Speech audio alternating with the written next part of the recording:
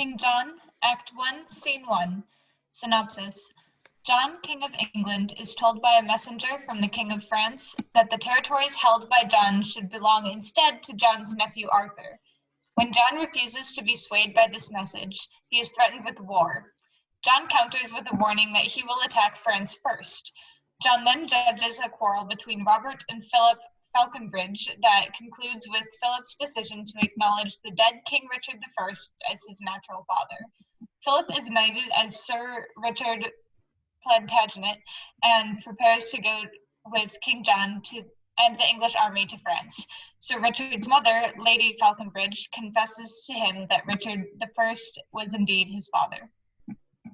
Scene 1. Enter King John, Queen Eleanor, Pembroke, Essex, and Salisbury with the Chatillon of France. Now say, Chatillon, what would France with us? Thus, after greetings, speaks the King of France, in my behavior to the majesty, the borrowed majesty of England here. A strange beginning, borrowed majesty. Silence, good mother. Hear the embassy. Philip of France, in right and true behalf of thy deceased brother Geoffrey's son, Arthur Plantagenet, lays most lawful claim to this fair island and the territories to Ireland, Poitiers, Anjou, Touraine, Maine, desiring thee to lay aside the sword which sways usurpingly these several tides, and to put the same into young Arthur's hand, thy nephew, and right royal sovereign. What follows if we disallow of this? The proud control of fierce and bloody war to enforce these rights so forcibly withheld. Here have we war for war and blood for blood, controlment for controlment, so answer France. Then take my king's defiance from my mouth, the farthest limit of my embassy. Bear mine to him, and so depart in peace. Be thou as lightning in the eyes of France, for ere thou canst report, I will be there. The thunder of my cannon shall be heard. So hence, be thou the trumpet of our wrath, and sullen presage of our own decay, and honorable conduct let him have. Pembroke, look to it. Farewell, Chatillon. Chatillon and Pembroke exit.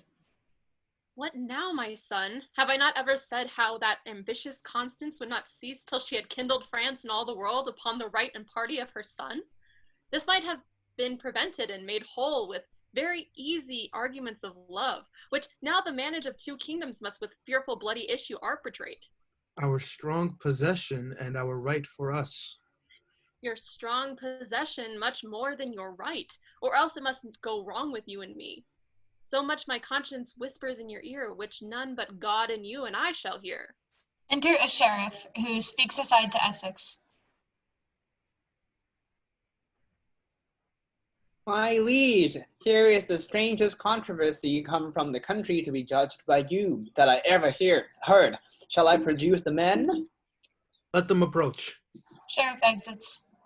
Our abbeys and our priories shall pay this expedition's charge. Enter Robert Falconbridge and Philip Falconbridge. What men are you? Your faithful subject, I, a gentleman born in Northamptonshire, and eldest son, as I suppose, to Robert Falconbridge, a soldier by the honour-giving hand of Coeur de Lion, knighted in field. What art thou? The son and heir to that same Falconbridge. Is that the elder, and art thou the heir? You come not of one mother, then, it seems. Most certain of one mother, mighty king. That is well known, and as I think, one father. But for the certain knowledge of that truth, I put you o'er to heaven and to my mother. Of that I doubt all men's children may. Out on thee, rude man! Thou dost shame thy mother, and wound her honour with this diffidence. I, madam? No, I have no reason for it. That is my brother's plea, and none of mine. The which, if he can prove, he pots me out, at least from fair £500 a year. Heaven guard my mother's honour and my land. A good blunt fellow. Why, being younger born, doth he lay claim to thine inheritance? I know not why, except to get the land. But once he slandered me with bastardy. But where I be as true begot or no, that still I lay upon my mother's head. But that I am as well begot, my liege, fair fall the bones that took the pains for me. Compare our faces, and be the judge yourself. If old Sir Robert did beget us both, and were our father, and this son like him, oh, Sir Robert, father, on my knee, I give heaven thanks I was not like to thee. Why, what a madcap hath heaven lent us here? He hath the trick of Coeur de Lion's face. The accent of his tongue affecteth him. Do you not read some tokens of my son in the large composition of this man? Mine eye hath well examined his parts, and finds them perfect, Richard. Sirrah, speak. What doth move you to claim your brother's land? Because he hath a half-face like my father, with half that face would he have all my land, a half-faced groat 500 pound a year. My gracious liege, when that my father lived, your brother did employ my father much Well, sir, by this you cannot get my land. Your tale must be how he employed my mother. And once dispatched him in an embassy to Germany, there with the emperor to treat of high affairs touching that time. The advantage of his absence took the king, and in the meantime sojourned at my father's, where how he did prevail I shame to speak. But truth is truth. Large lengths of seas and shores between my father and my mother lay, as I have heard my father speak himself, when this same lusty gentleman was got. Upon his deathbed, he by will bequeathed his lands to me, and took it on his death that this my mother's son was not of his. And if he were, he came into the world full 14 weeks before the course of time. Then, good my liege, let me have what is mine, my father's land, as was my father's will. Sirrah, your brother is legitimate. Your father's wife did after wedlock bear him, and if she did play false, the fault was hers. Which fault lies on the hazards of all husbands that marry wives. Tell me, how if my brother, who, as you say, took pains to get this son, had of your father claimed this son for his? In sooth, good friend, your father might have kept this calf bred from his cow from all the world. In sooth, he might. Then if he were my brother might not claim him, nor your father, being none of his, refuse him. This concludes my mother's son did get your father's heir. Your father's heir must have your father's land. Shall then my father's will be of no force to dispossess that child which is not his? Of no more force to dispossess me, sir, than was his will to get me, as I think. Whether hadst thou rather be of Falconbridge, and, like thy brother, to enjoy the land, or the reputed son of Coeur de Lion, lord of thy presence, and no land besides?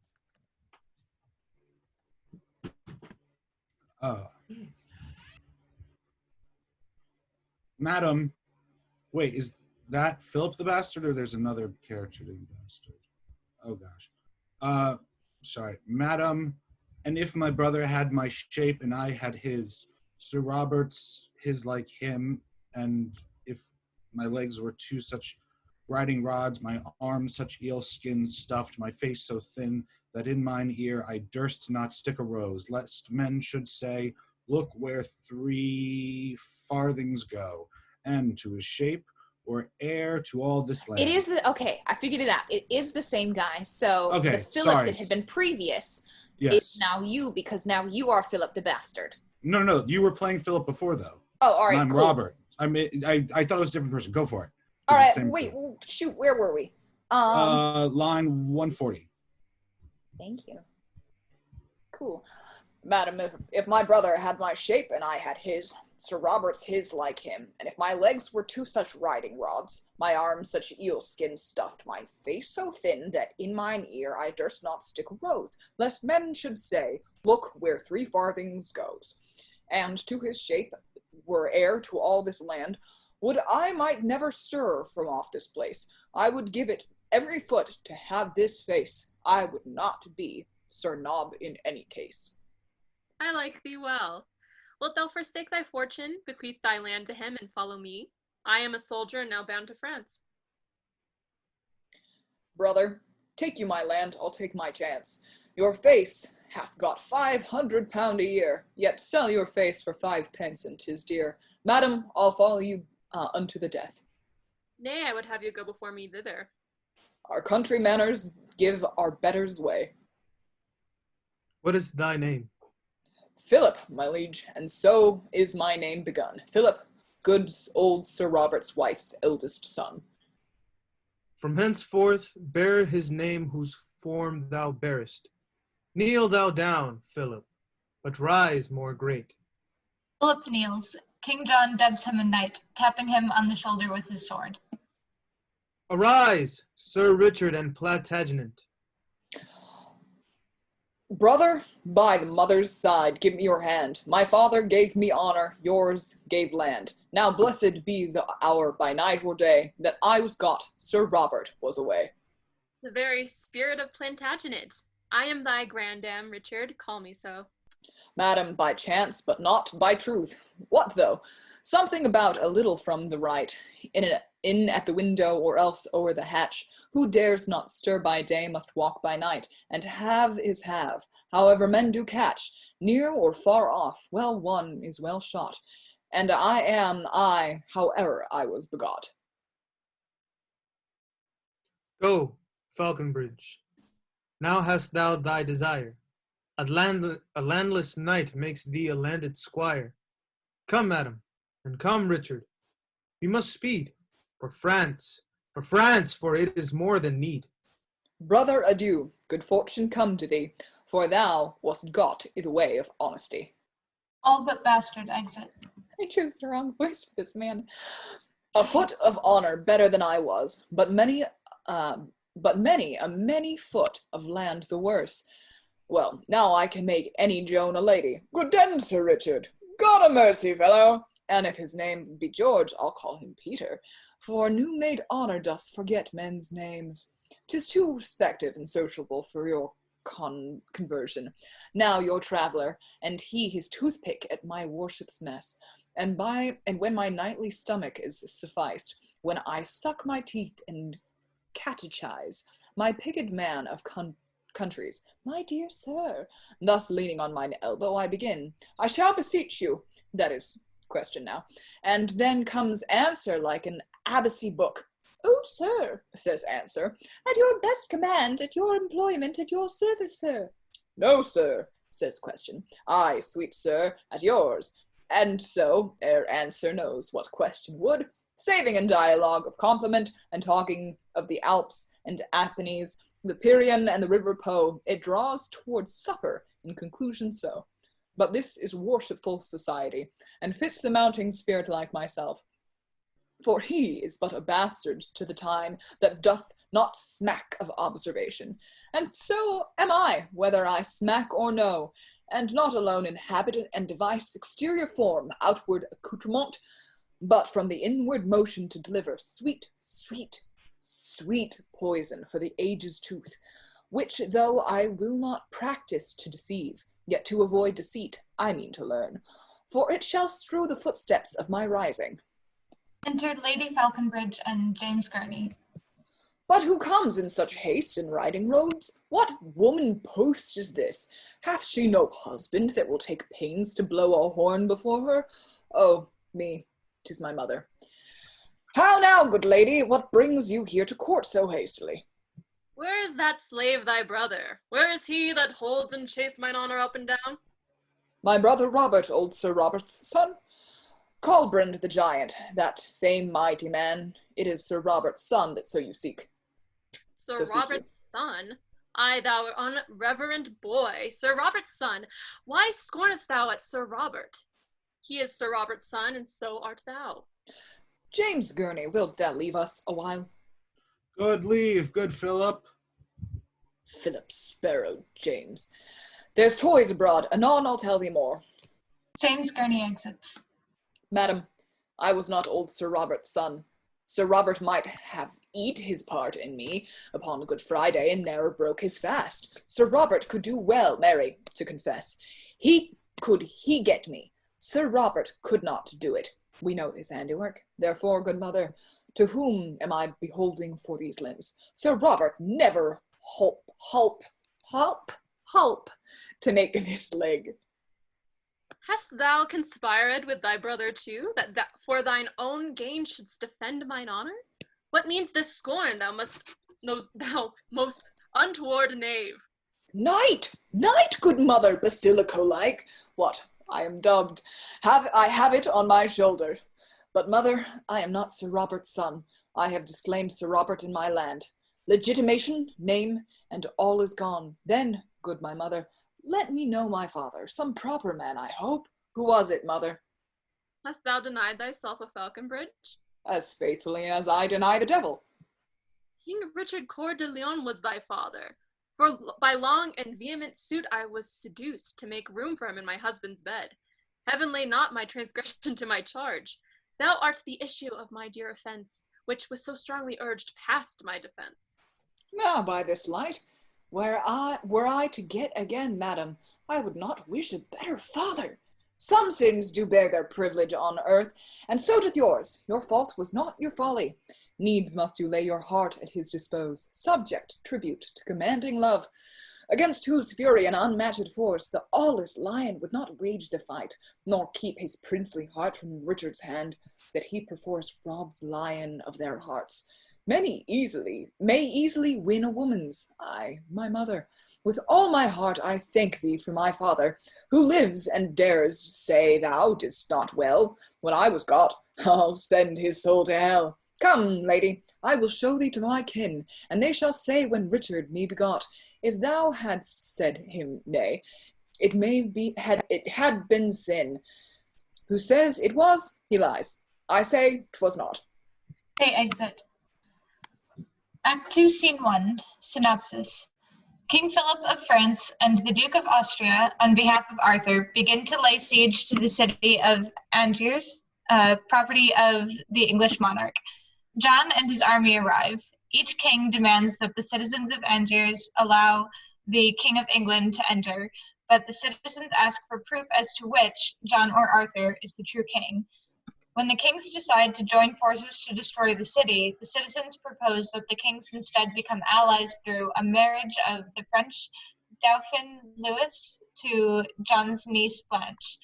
To further this proposed alliance, John gives up 5 continental provinces and makes Arthur Duke of Brittany and Earl of Richmond, while Philip abandons Arthur's cause. Scene 1.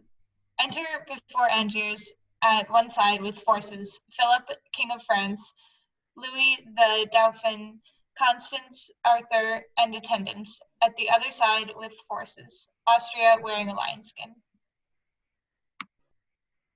Before Angiers well met, brave Austria, Arthur, that great forerunner of thy blood, Richard, that robbed the lion of his heart and fought the holy wars in Palestine. By this brave duke came early to his grave, and for mens to his posterity, at our importance hither is he come to spread his colors, boy, in thy behalf, and to rebuke the usurpation of thy unnatural uncle, English John. Embrace him, love him, give him welcome hither.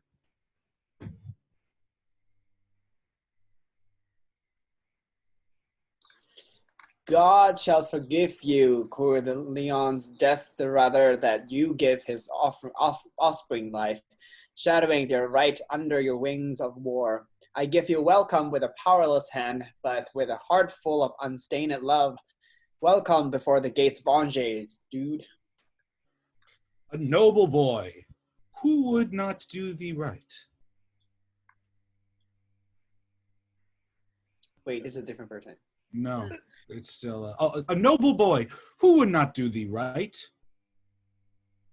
Upon my cheek I lay this zealous kiss, as seal to that indenture of my love, that to my home I will no more return till Angers and the right thou hast in France, together with that pale, that white-faced shore, whose foot spurns back the ocean's roaring tides, and coops from other lands her islanders, even till that England hedged in with the main, that water-walled bulwark, still secure and confident from foreign purposes, even till that utmost corner of the west salute thee for her king. Till then, fair boy, I not think of home, but follow arms.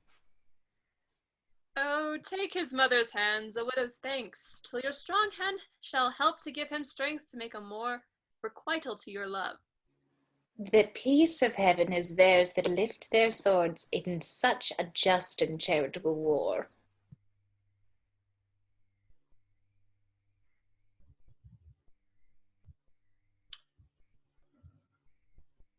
Where are we? King Philip. Well, then, to work! Our cannon shall be bent against the brows of this resisting town. Call for our chiefest men of discipline to call the plots of best advantages. We'll lay before this town our royal bones, wade to the marketplace in Frenchmen's blood, but we will make it subject to this boy. Stay for an answer to your embassy, lest unadvised you stain your swords with blood.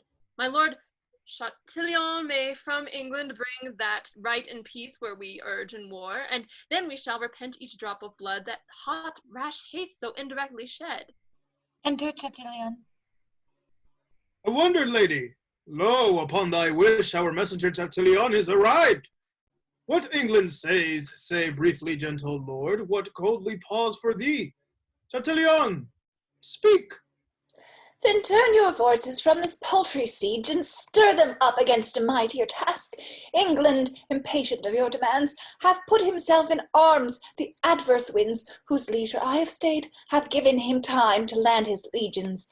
As soon as his marches are expedient. To this town his force is strong, his soldiers confident, and with him along is come the mother queen, an eight stirring him to blood and strife, with her niece, the Lady Blanche of Spain, with them a bastard of the king's deceased, and all the unsettled humours on the land, rash, inconsiderate, fiery voluntaries, with ladies' faces and fierce dragons' spleens, have sold their fortunes within their native homes, bearing their birthrights proudly on their backs, to make a hazard of their new fortunes here. In brief, a braver choice of dauntless spirits than now the English bottoms have wafted o'er, that did never float upon the swelling tide, to do offence and scathe in Christendom. Drum beats.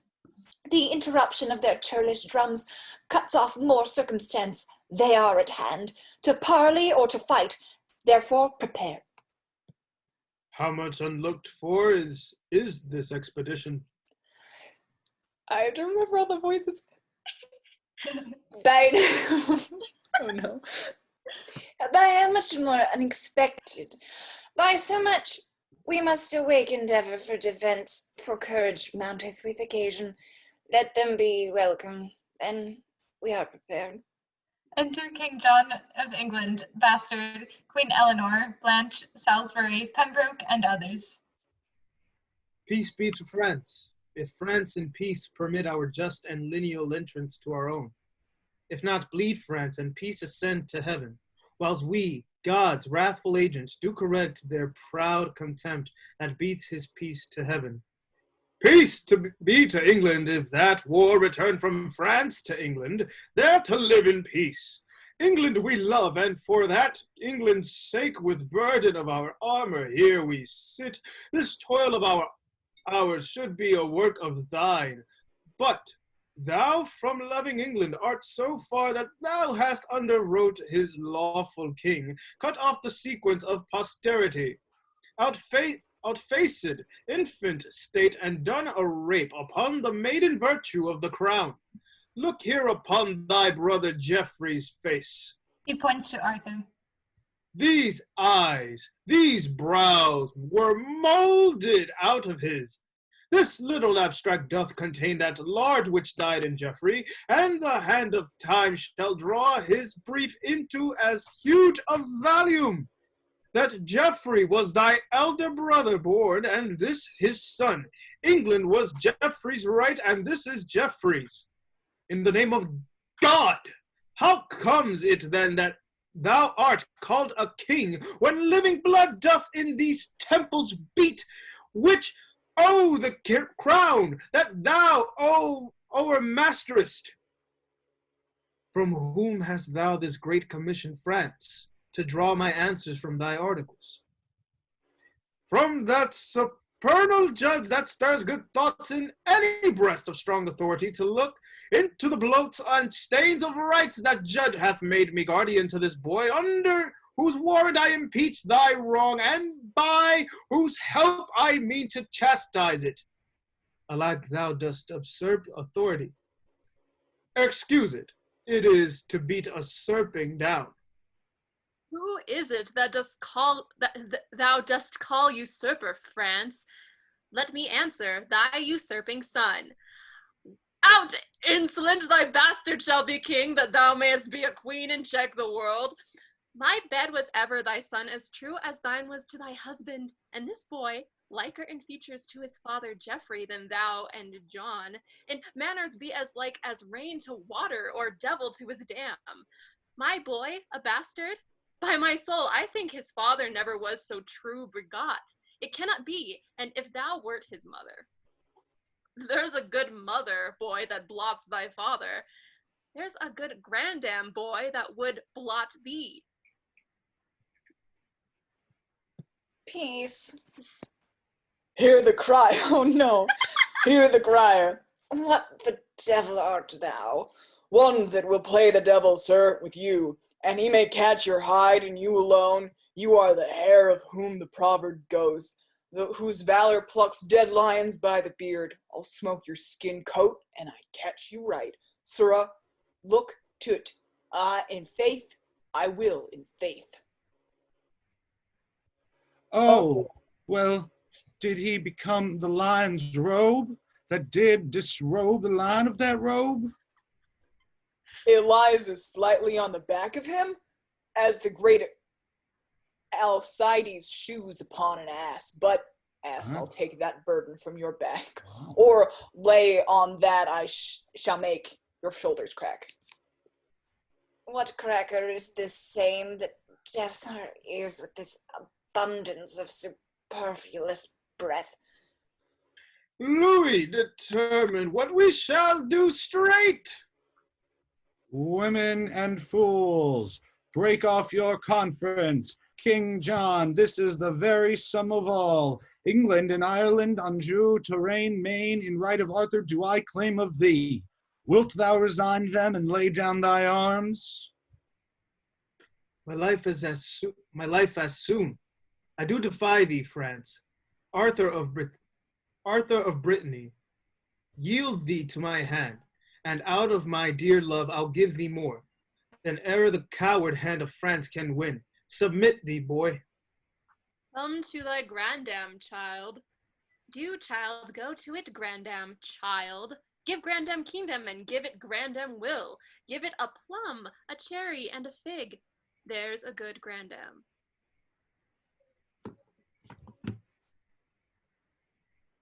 Good my mother, peace. I would that I were low laid in my grave. I'm not worth this coil that's made for me. His mother shames him so, poor boy, he weeps. Now shame upon you, where she does or no. His grandam's wrongs and not his mother's shames draws those heaven-moving pearls from his poor eyes, which heaven shall take in nature of a fee. Aye, with these crystal beads, heaven shall be bribed to do him justice and revenge on you. Thou monstrous slanderer of heaven and earth, thou monstrous injurer of heaven and earth, call not me slanderer. Thou and thine usurp the dominations, royalties, and rights of this oppressed boy. This is thy eldest son's son, unfortunate in nothing but in thee. Thy sins are visited in this poor child. The canon of the law is laid on him, being but the second generation removed from thy sin-conceiving womb. Bedlam have done. I have but this to say, that he is not only plagued for her sin, but God hath made her sin and her the plague on this removed issue, plagued for her, and with her plague, her son his injury, her injury the beetle to her sin, all punished in the person of this child, and all for her, a plague upon her. Thou unadvised scold, I can produce a will that bars the title of thy son. I who doubts that? A will? A wicked will, a woman's will, a cankered grandam's will. Peace, lady! Pause or be more temperate. It ill beseems this presence to cry aim to these ill-tuned repetitions. Some trumpets summon hither to the walls these men of Angiers. Let us hear them speak whose title they admit, Arthur's or John's. Trumpet sounds. Enter citizens upon the walls. Who is it that has worn us to the walls? 'Tis France for England. England for itself. You men of Angiers and my loving subjects. You loving men of Angiers, Arthur's subjects, our trumpet called you to this gentle parley for our advantage, therefore hear us first. These flags of France that are advanced here before the eyes and prospect of your town have hither marched to your indemagement. The cannons have their bowels full of wrath, and ready mounted are they to spit forth their ire indignation against your walls.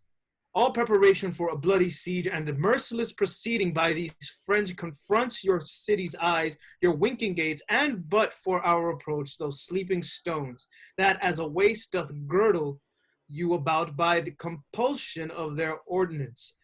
By this time from their fixed beds of lime had been dishabited and wide havoc made for bloody power to rush upon your peace.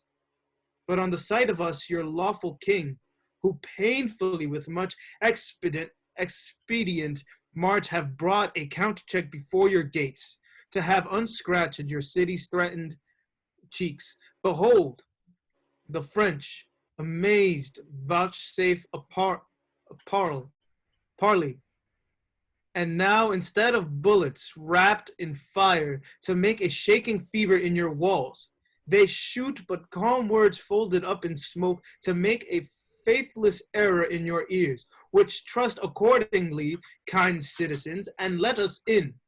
Your king, whose labored spirits forewearied in this action of swift speed, craves harborage within your city walls. When I have said, make answers to us both. He takes Arthur by the hand. Lo, in this right hand, whose protection is most divinely vowed upon the right, of him it holds stands young Plantagenet, son to the elder brother of his man, and king o'er him and all that he enjoys. For this downtrodden equity we tread in warlike march these greens before your town, being no further enemy to you than the constraint of hospitable zeal in the relief of this oppressed child religiously provokes. Be pleased then to pay the duty which you truly owe to him that owes it, namely, this young prince. And then our arms, like to a muzzled bear, save in aspect, hath all offense sealed up. Our cannon's malice vainly shall be spent against the invulnerable clouds of heaven. With a blessed and invexed retire, with unbacked sword and helmets all unbruised. We will bear home that lusty blood again, which here we came to spout against your town, and leave your children, wives, and you in peace. But if you fondly pass your proffered offer, 'tis not the rounger of your old-faced walls can hide you from our messengers of war. Through all these English and their discipline were harbored in their rude circumference. Then tell us, shall your city call us lord in that behalf which we have challenged it? Or shall we give the signal to our rage and stalk in blood to our position? In brief, we are the King of England's subjects. For him and in his right, we hold this town. Acknowledge then the king and let me in. That can we not, but he that proves the king. To him will we prove loyal. Till that time have we rammed up our gates against the world. Doth not the crown of England prove the king? And if not that, I bring you witnesses. Twice 15,000 hearts of England's breed.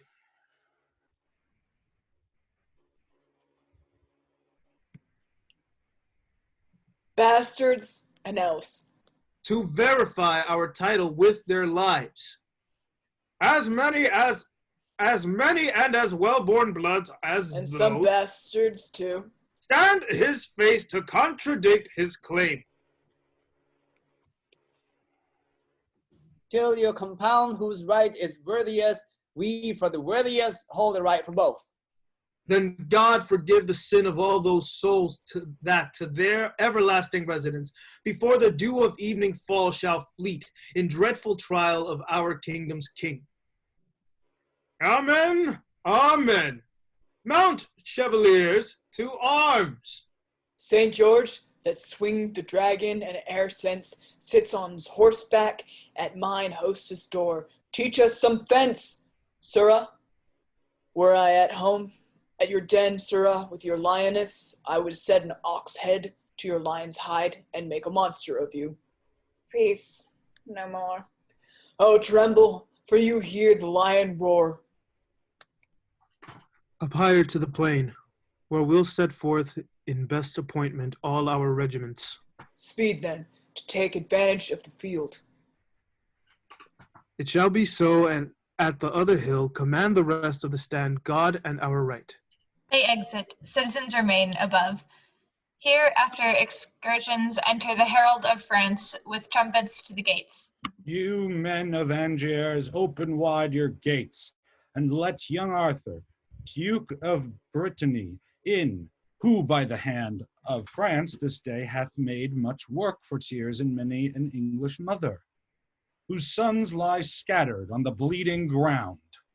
Many a widow's husband groveling lies, coldly embracing the discolored earth.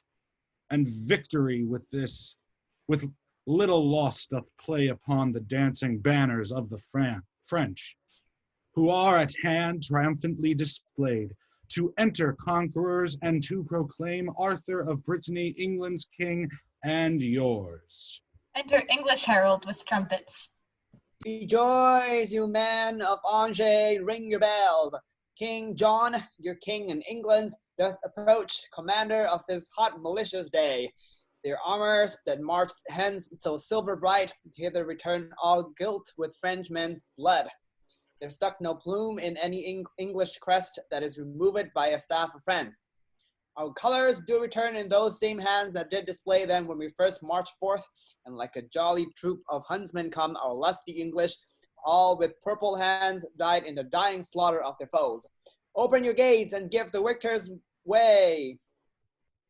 Heralds, from off our towers we might behold from first to last the onset and retire of both your armies, whose equality by our best eyes cannot be censured. Blood hath bought blood, and blows have answered blows, strength matched with strength, and power confronted power. Both are alike, and both alike we like. One must prove greatest, while they wait so even, we hold our town for neither, yet for both. Enter the two kings with their powers, including the bastard Queen Eleanor, Blanche, and Salisbury, Austria, and Louis the Dauphin, and at several doors. France, hast thou yet more blood to cast away? Say shall the current of our right roam on, whose passage vexed with thy impediment, shall leave his native channel and oars well, with course disturbed even thy confining shores, unless thou let his silver water keep a peaceful progress to the ocean? England, thou hast not saved one drop of blood in this hot trial more than we of France. Rather lost more, and by his hand I swear that sways the earth this climate overlooks. Before we will lay down our just-born arms, we'll put thee down gainst whom these arms we bear, or add a royal number to the dead, gracing the scroll that tells of this war's loss with slaughter coupled to the name of kings. Ha! Majesty, how high thy glory towers when the rich blood of kings is set on fire. Oh, now doth death line his dead chaps with steel. The swords of soldiers are his teeth, his fangs, and now he feasts, mousing the flesh of men in undetermined differences of kings. Why stand these royal fronts amazed thus? Cry havoc, kings! Back to the stained field, you equal potents, fiery kindled spirits, then let confusion of one part confirm the other's peace, till then blows, blood, and death. Whose party do the townsmen yet admit? Speak, citizens for England, who's your king? The King of England! Where we know the king! Know him in us, that here hold up his right. In us, that are our own great deputy, and bear possession of our person here, Lord of our presence, and yours, and of you. A greater power than we denies all this, until it be undoubted we do lock our former scruple in our strong barred gates. Kings of our fear, until our fears resolved be by some certain king purged and disposed. By heaven, these scroils of Angers flout you, kings, and stand securely on their battlements, as in a theatre, whence they gape and point at your industrious scenes and acts of death. Your royal presence be ruled by me. Do like the mutines of Jerusalem. Be friends a while, and both conjointly bend your sharpest deeds of malice on this town. By east and west let France and England mount their battering cannon, charge it to the mouths, till their soul-fearing clamors have brawled down the flinty ribs of this contemptuous city. I'll play incessantly upon these jades, even till unfenced desolation leave them as naked as the vulgar air. That done, dissever your united strengths, and part your mingled colors once again. Turn face to face and bloody point to point. Then in a moment fortune shall cull forth out of one side her happy minion, whom in favor she shall give the day, and kiss him with a glorious victory. How like you this wild counsel, mighty states? Smacks it not something of the policy? Now by the sky that hangs above our heads, I like it well. France, shall we knit our powers and lay this Angiers even with the ground, then after fight, who shall be king of it? And if thou hast the mettle of a king, being wronged as we are by this peevish town, turn thou the mouth of thy artillery, as we will ours, against these saucy walls, and when that we have dashed them to the ground, why then defy each other, and pell-mell make work upon ourselves for heaven or hell. Let it be so. Say, where will you assault? We from the west will send destruction into the city's bosom. I from the north. Our thunder from the south shall rain their drift of bullets on this town. Oh, prudent discipline. From north to south, Austria and France shoot in each other's mouth. I'll stir them to it. Come away, come away. Hear us, great kings, vouchsafe a while to stay, and I shall show you peace and fair-faced league. Win you the city without stroke or wound. Rescue those breathing lives to die in beds. That here come sacrifices for the field. Persevere not, but hear me, mighty kings. Speak on with favor. We are bent to hear. That daughter there of Spain, the Lady Blanche, is near to England. Look upon the years of Louis the Dauphin and that lovely maid. If lusty love should go in quest of beauty, where should he find it fairer than in Blanche? If zealous love should go in search of virtue, where should he find it purer than in Blanche? If love ambitious sought a match of birth, whose veins bound richer blood than Lady Blanche, such as she is in beauty, virtue, birth is the young Dauphin every way complete. If not complete of, say he is not she, and she again wants nothing to name want, if one it be not that she is not be. He is the half part of a blessed man, left to be finished by such as she, and she a fair divided excellence, whose fullness of perfection lies in him. Oh, two such silver currents when they join do glorify the banks that bound them in, and two such shores to two such streams made one, two such controlling bounds shall you be kings to these two princes if you marry them. This union shall do more than battery can to our fast closed gates, for at this match with swifter spleen than powder can enforce, the mouth of passage shall we fling wide ope and give you entrance. But without this match, the sea enraged is not half so deaf, lions more confident, mountains and rocks more free from motion, no, not death himself, in mortal fury have so peremptory as we to keep the city. King Philip and Louis the Dauphin walk aside and talk. Here's a stay that shakes the rotten carcass of old death out of his rags.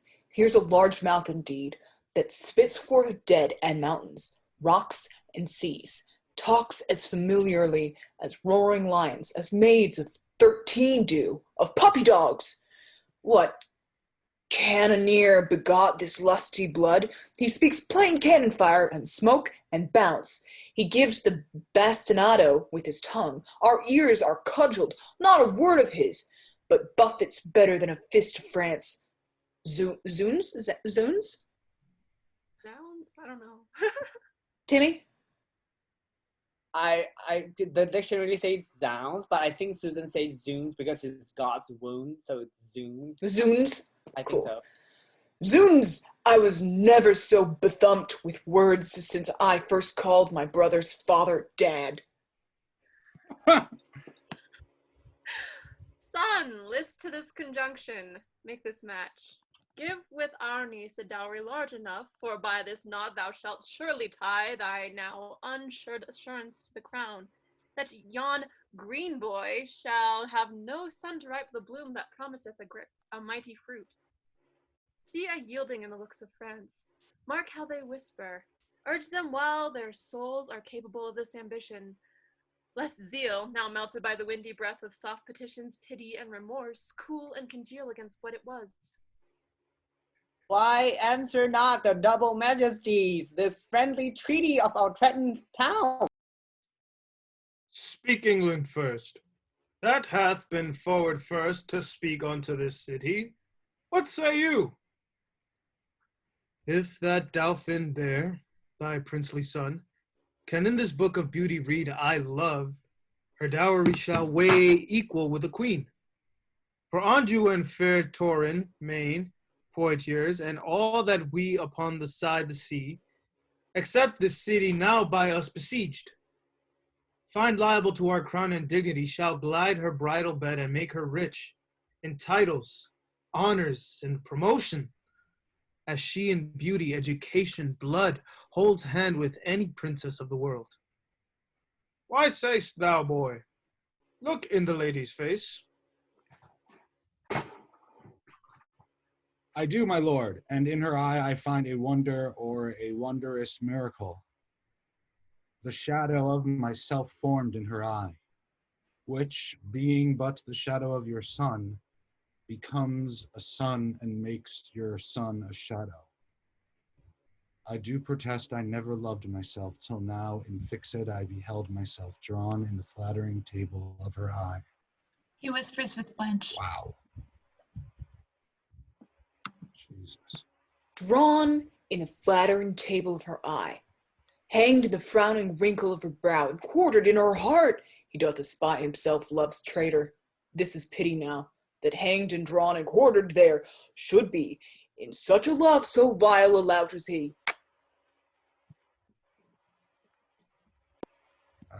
My uncle's will and his respect is mine. If he sees aught in you that makes him like, then anything he sees which moves his liking, I can with ease translate it to my will. Or if you will, to speak more properly, I will enforce it easily to my love. Further, I will not flatter you, my lord, that all I see in you is worthy love than this, that nothing do I see in you, though churlish thoughts themselves should be your judge, that I can find should merit any hate. What say these young ones? What say you, my niece? That she is bound in honor still to do what you in wisdom still vouchsafe to say. Speak then, Prince Dolphin. Can you love this lady? Nay, ask me if I can refrain from love, for I do love her most unfeignedly. Then do I give Velasquezin, Touraine, Maine, Poitiers, and Anjou, these 5 provinces with her to thee, and this addition more, full 30,000 marks on English coin. Philip of France, if thou be pleased withal, command thee son and daughter to join hands. It likes us well. Young princes, close your hands. And your lips too, for I am well assured that I did so when I was first assured. Taufin and Blanche join hands and kiss. Now, citizens of Angers, ope your gates. Yet in that amity which you have made for at St. Mary's Chapel presently, the rites of marriage shall be solemnized. Is not the Lady Constance in this troop? I know she is not, for this match, made up her presence, would have interrupted much. Where is she and her son? Tell me, who knows? She is sad and passionate at your highness' tent. And by my faith, this league that we have made will give her sadness very little cure. Brother of England, how may we content this widow lady? In her right we came, which we, God knows, have turned another way to our own vantage. We will heal up all, for we'll create young Arthur, Duke of Brittany, and Earl of Richmond, and this rich, fair town we make him lord of. Call the Lady Constance. Some speedy messenger bid her repair to our solemnity. Osprey exits. I trust we shall, if not fill up the measure of her will, yet in some measure satisfy her, so that we shall stop her exclamation, go we, as well as haste will suffer us to this unlooked for, unprepared pump. All but the bastard exit. Mad world, mad kings, mad composition.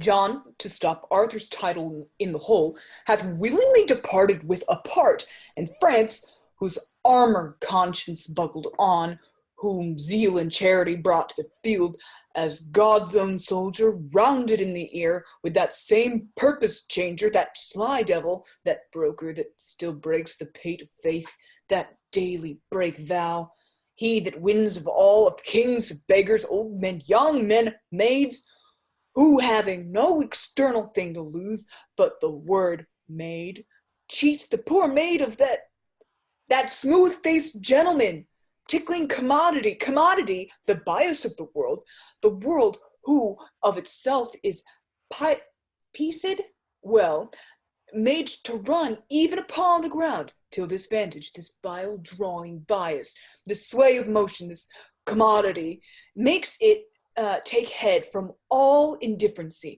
from all direction, purpose, course, intent. And this same bias, this commodity, this bawd, this broker, this all-changing word, collapsed on the outward eye of fickle France, hath drawn him from his own determined aid, from a resolved and honorable war, to a most base and vile concluded peace. And why rail I on this commodity? For because he hath not wooed me yet. Not that I have the power to clutch my hand when his fair angel would salute my palm, but for my hand, as unattempted yet, like a poor beggar raileth on the rich, Well, whiles I am a beggar, I will rail, and say there is no sin but to be rich, and being rich, my virtue shall be to say there is no vice but beggary, since kings break faith upon commodity. Gain, be my lord, for I will worship thee. He exits.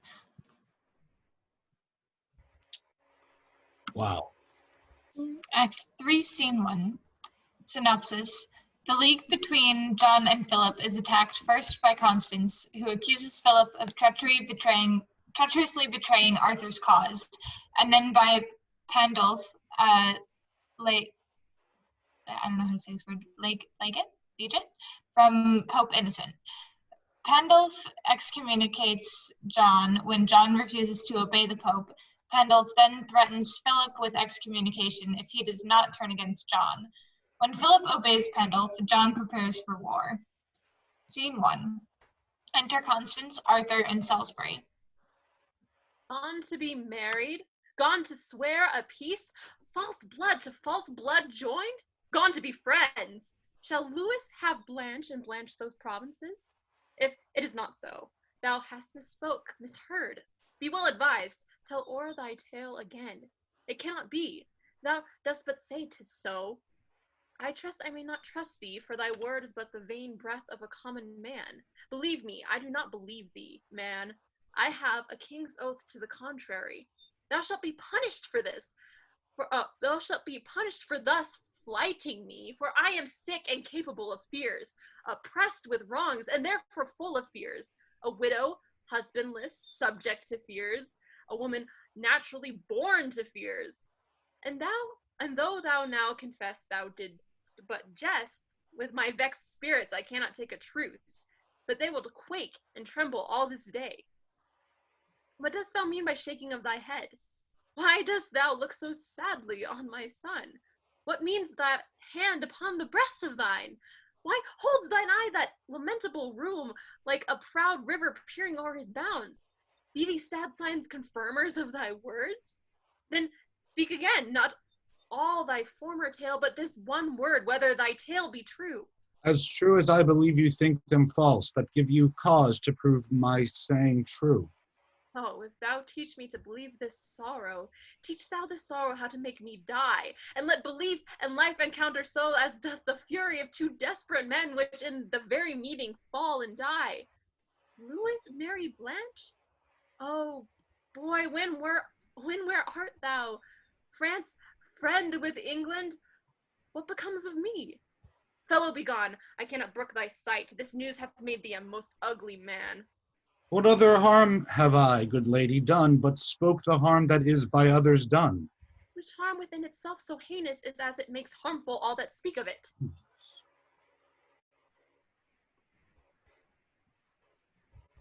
I do beseech thee, madam, be content. If thou that bidst me be content wert grim, ugly, and slanderous to thy mother's womb, full of unpleasing blots and sightless stains, lame, foolish, crooked, swart, prodigious, patched with foul moles and eye-offending marks, I would not care. I then would be content, for then I should not love thee, nor thou become thy great birth, nor deserves a crown. But thou art fair, and at thy birth, pure boy, nature and fortune join to make thee great. Of nature's gifts thou mayst with lilies boast, and with the half-blown rose. But, fortune, she is corrupted, changed, and won from thee. She adulters hourly with thine uncle John, and with her golden hand hath plucked on France to tread down fair respect of sovereignty, and made his majesty the bawd of theirs. France is a bawd to fortune and King John, that strumpet fortune, that usurping John. Tell me, thou fellow, is not France forsworn? Envenom him with words, or get thee gone, and leave those woes alone which I alone am bound to underbear. Pardon me, madam. I may not go without you to the king's. Thou mayest, thou shalt. I will not go with thee.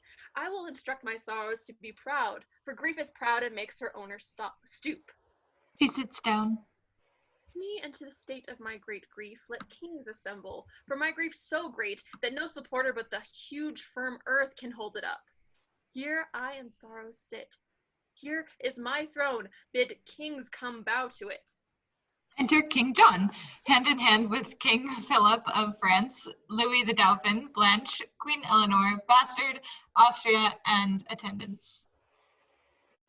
'Tis true, fair daughter, and this blessed day ever in France shall be kept festival. To solemnize this day by the glorious sun stays in his course and plays the alchemist, turning with splendor of his precious eye the meager coldly earth to glittering gold. The yearly course that brings this day about shall never see it but a holy day. A wicked day, and not a holy day. What hath this day deserved? What hath it done that in golden letters should be set among the high tides in the calendar? Nay, rather turn this day out of the week, this day of shame, oppression, perjury, or if it must stand still, let wives with child pray that their burdens may not fall this day, lest that their hopes prodigiously be crossed. But on this day let seamen fear no rack, no bargains break that are not this day made. This day all things begun come to ill end. Yea, faith itself to hollow falsehood change. By heaven, lady, you shall have no cause to curse the fair proceedings of this day. Have I not pawned to you my majesty? You have beguiled me with a counterfeit resembling majesty, which, being touched and tried, proves valueless. You are forsworn. Forsworn! You come in arms to spill mine enemy's blood, but now in arms you strengthen it with yours. The grappling vigor and rough frown of war is cold in amity and painted peace, and our oppression hath made up this league. Arm, arm, you heavens, against these perjured kings. A widow cries, be husband to me, God, let not the hours of this ungodly day wear out the days in peace, but ere sunset let set armed discord twixt these perjured kings. Hear me, oh, hear me. Lady Constance, please. War! War, no peace. Peace is to me a war. O Limoges, O Austria, thou dost shame that bloody spoil. Thou slave, thou wretch, thou coward, thou little valiant, great in villainy, thou ever strong upon the stronger side, thou fortune's champion, that dost never fight but when her humorous ladyship is by to teach thee safety. Thou art perjured too, and sooth'st up greatness. What a fool art thou, a ramping fool, to brag and stamp and swear upon my party. Thou cold-blooded slave, hast thou not spoke like thunder on my side, been sworn my soldier, bidding me depend upon thy stars, thy fortune, and thy strength? And dost thou not fall over to my foes? Thou wears a lion's hide, doff it for shame, and hang a calfskin on those recreant limbs. Oh, that a man should speak those words to me. And hang a calfskin on those recreant limbs. Thou darest not say so, villain, for thy life. And hang a calfskin on those recreant limbs. We like not this. Thou dost forget thyself. Enter Pendulph. Here comes the holy legate of the Pope. Hail, you anointed deputies of heaven. To thee, King John, my holy errand is. Anyone know how to say this? His name? Pandulph. Pandulph, we'll go with that. I, Pandulph of fair Milan, Cardinal, and from Pope Innocent, the legate here. Legate. Oh, great. Okay. And from Pope Innocent the legate here, do in his name religiously demand, why thou against the church, our holy mother, so willfully dost spurn, and force perforce keep Stephen Langton, chosen Archbishop of Canterbury, from that holy see. This, in our foresaid Holy Father's name, Pope Innocent, I do demand of thee. What earthy name to interrogatories can task the free breath of a sacred king? Thou canst not, Cardinal, devise a name so slight, unworthy, and ridiculous, to charge me to an answer as the Pope. Tell him this tale, and from the mouth of England, as thus much more that no Italian priest shall tithe or toll in our dominions, but as we under God, our supreme head, so under him that great supremacy where we do reign, we will alone uphold without the assistance of a mortal hand. So tell the Pope, all reverence set apart to him and his usurped authority. Brother of England, you blasphemy in this.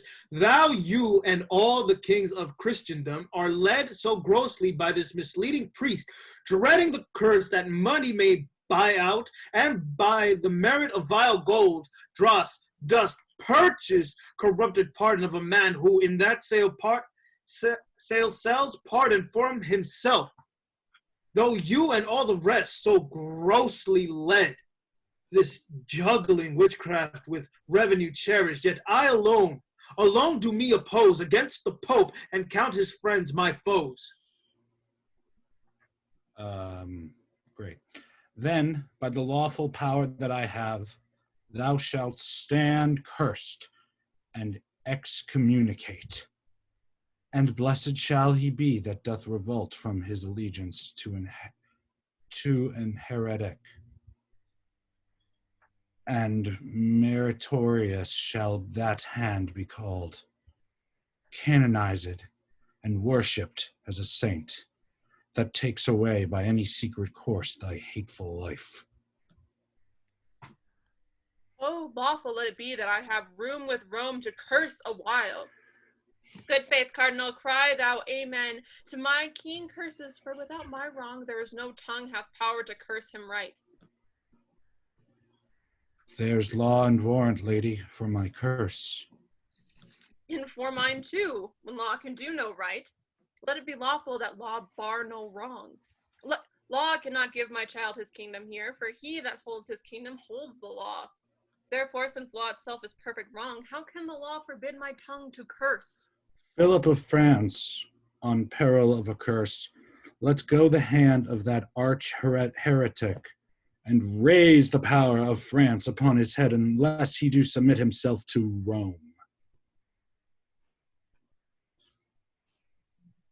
Look thou pale France, do not let go thy hand. Look to that devil, lest that France repent, and by disjoining hands hell lose a soul. King Philip, listen to the cardinal, and hang a calfskin on his recreant limbs. Well, ruffian, I must pocket up these rungs, because Your breeches best may carry them. Philip, what sayest thou to the cardinal? What should he say but as the cardinal? Bethink you, Father, for the difference is purchase of a heavy curse from Rome, or the light loss of England for a friend. Forgo the easier. That's the curse of Rome. Oh, Louis, stand fast. The devil tempts thee here in likeness of a new untrimmed bride. The Lady Constance speaks not from her faith, but from her need. Ho, if thou grant my need, which only lives but by the death of faith, that needs must needs infer this principle, that faith would live again by death of need. Oh, then tread down my need, and faith mounts up. Keep my need up, and faith is trodden down. The king is moved and answers not to this. Oh, be removed from him and answer well. so do so, King Philip, hang no more in doubt. Hang nothing but a calfskin, most sweet lout. I am perplexed and know not what to say. What canst thou say, but will perplex thee more, if thou stand excommunicate and cursed? Good reverend father, make my person yours, and tell me how you would bestow yourself. This royal hand and mind are newly knit, and the conjunction of our inward souls married in league, coupled, and linked together with all religious strength of sacred vows. The latest breath that gave the sound of words was deep sworn faith, peace, amity, true love between our kingdoms and our royal selves. And even before this truth, what knew before, no longer than we could wash our hands to clap this royal bargain of peace. God knows they were besmirred and overstained with slaughter's pencil, where revenge did paint the fearful different and incensed kings. And shall these hands so lately purged of blood, so newly joined in love, so strong in both, in yoke this seizure and this kind regret? Play fast and loose with faith, so jest with heaven? Make such unconstant children of ourselves, as now again to snatch our palm from palm. Unswear faith sworn, and on the marriage bed of smiling peace of March a bloodied host, and make a riot to the gentle brow of true sincerity? Oh, holy sir, my reverend father, let it not be so. Out of your grace devise, ordain, impose some gentle order, and then we shall be blessed to do our pleasure and continue friends. All form is formless, order orderless, save what is opposite to England's love. Therefore to arms! Be champion of our church, or let the church, our mother, breathe her curse, a mother's curse on her revolting son. France, thou mayest hold a serpent by the tongue, a chafed lion by the mortal paw, a fasting tiger safer by the tooth than keep in peace that hand which thou dost hold. I may disjoin my hand, but not my faith. So makes thou faith an enemy to faith, and like a civil war sets oath to oath, thy tongue against thy tongue. Oh, let thy vow first made to God, first to be to God performed, that is to be the champion of our church. What, since thou sworst, is sworn against thyself, and may not be performed by thyself? For that which thou hast sworn to do amiss is not amiss when it is truly done, and being not done where doing tends to ill, the truth is then most done, not doing it.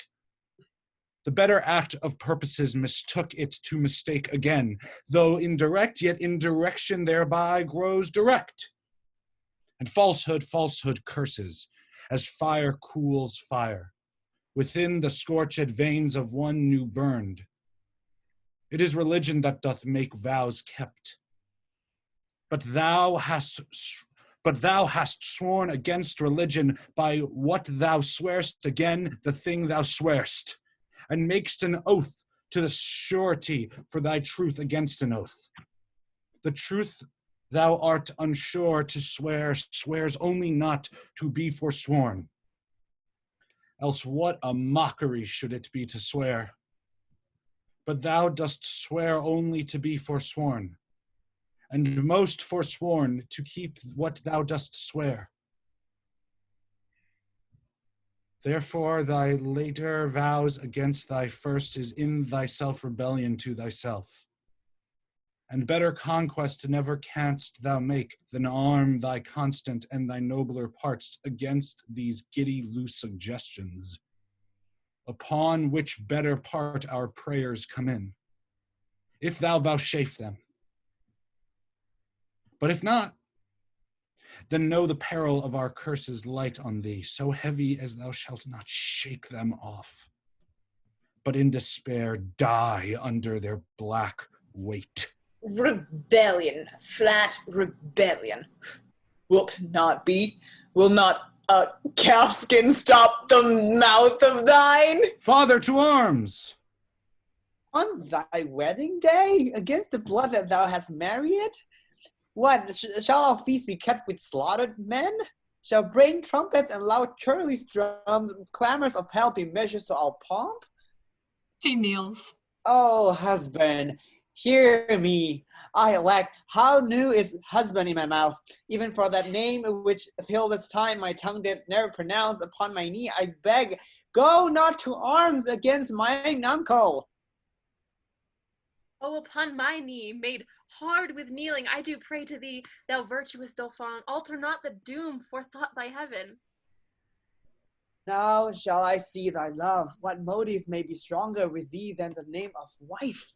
That which upholdeth him that thee upholds his honor. Oh, thine honor, Louis, thine honor!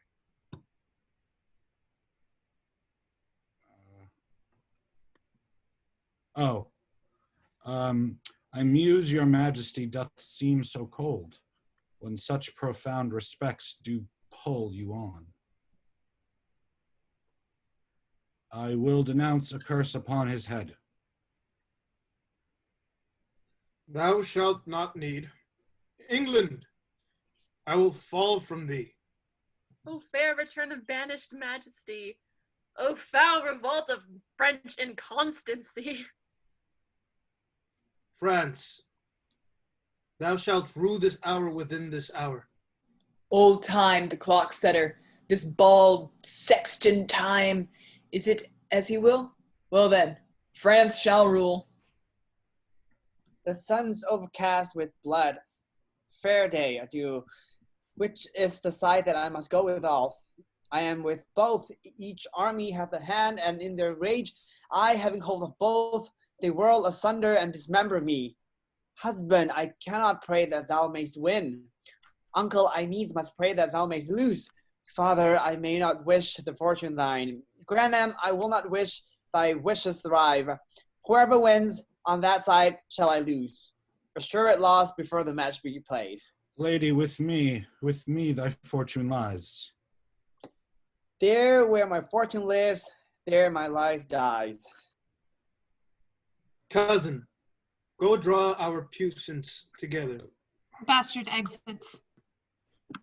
France, I am burned up with inflaming wrath, a rage whose heat hath this condition, that nothing can allay nothing but blood, the blood and dearest valued blood of France.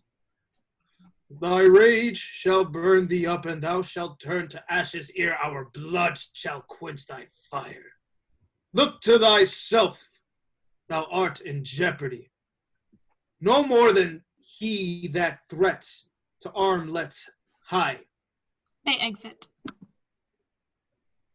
Act 3, Scene 2. Synopsis. The bastard, having killed the Duke of Austria, reports that he has rescued Queen Eleanor. Arthur, captured by John, is turned over to Hubert's care. Scene 2. Alarums, excursions. Enter bastard with Austria's head. Now, by my life, this day grows wondrous hot. Some airy devil hovers in the sky and pours down mischief. Austria's head lie there, where Philip breathes. Enter King John, Arthur, Hubert. Hubert, keep this boy. Philip, make up. My mother is assailed in our tent, and ta'en I fear. My lord, I rescued her. Her highness is in safety. Fear you not, but on my liege, for very little pains, will bring this labor to a happy end. They exit. Short and sweet. Act 3, Scene 3. Synopsis. John prepares to leave for England with his forces. He tells Hubert that Arthur must die. Hubert promises to kill Arthur. Scene 3. Alarums, excursions, retreat. Enter King John, Queen Eleanor, Arthur, bastard, Hubert, lords. So shall it be. Your grace shall stay behind, so strongly guarded. Cousin, look not sad. Thy grandam loves thee, and thy uncle will as dear be to thee as thy father was. Oh, this will make my mother die with grief. Cousin, away for England. Haste before, and ere our coining, see thou shake the bags of hoarding abbots, imprisoned angles set at liberty. The fat ribs of peace must by the hungry now be fed upon. Use our commission in his utmost force. Bell, book, and candle shall not drive me back. When gold and silver becks me to come on. Leave your highness. Grandam, I will pray, if ever I remember to be holy, for your fair safety, so I kiss your hand. Farewell, gentle cousin. Coz, farewell. Bastard exits.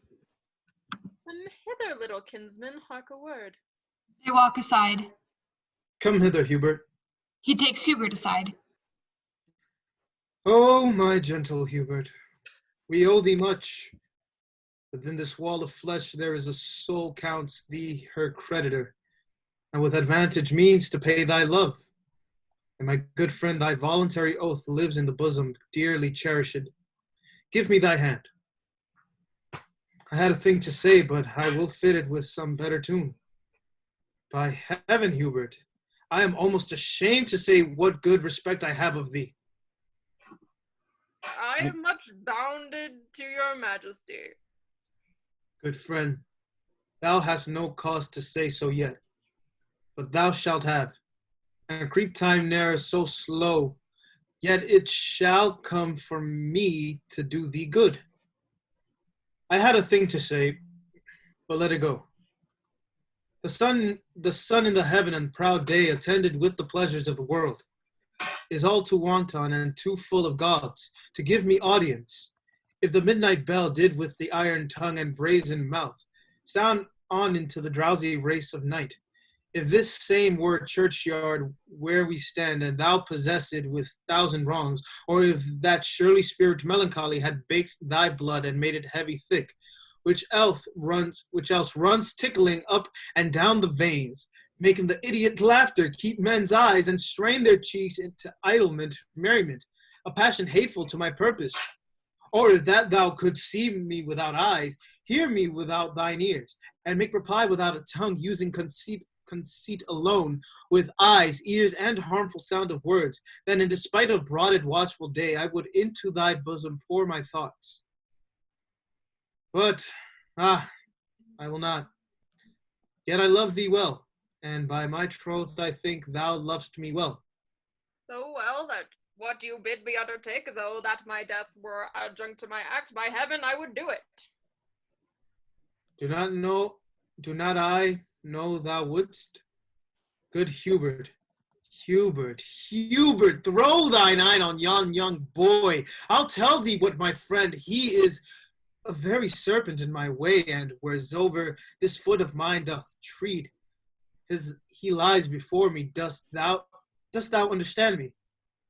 Thou art his keeper.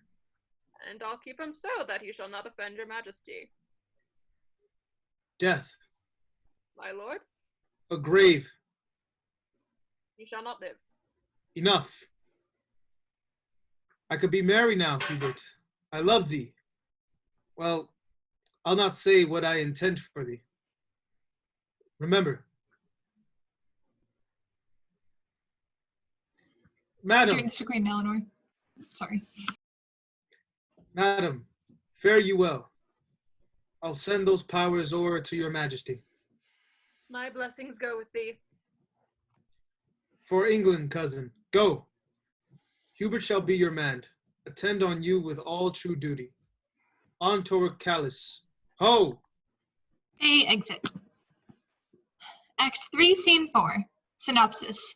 John's victories and his capture of Arthur lead the French to despair and Constance to wild grief. Pandulph, predicting Arthur's death and the hatred of John that will inevitably ensue, encourages the Dauphin to invade England and claim the throne as Blanche's husband. Scene 4. Enter King Philip of France, Louis the Dauphin, Pandulph, attendants. So, by a roaring tempest on the flood, a whole armada of convicted sail is scattered and disjoined from fellowship.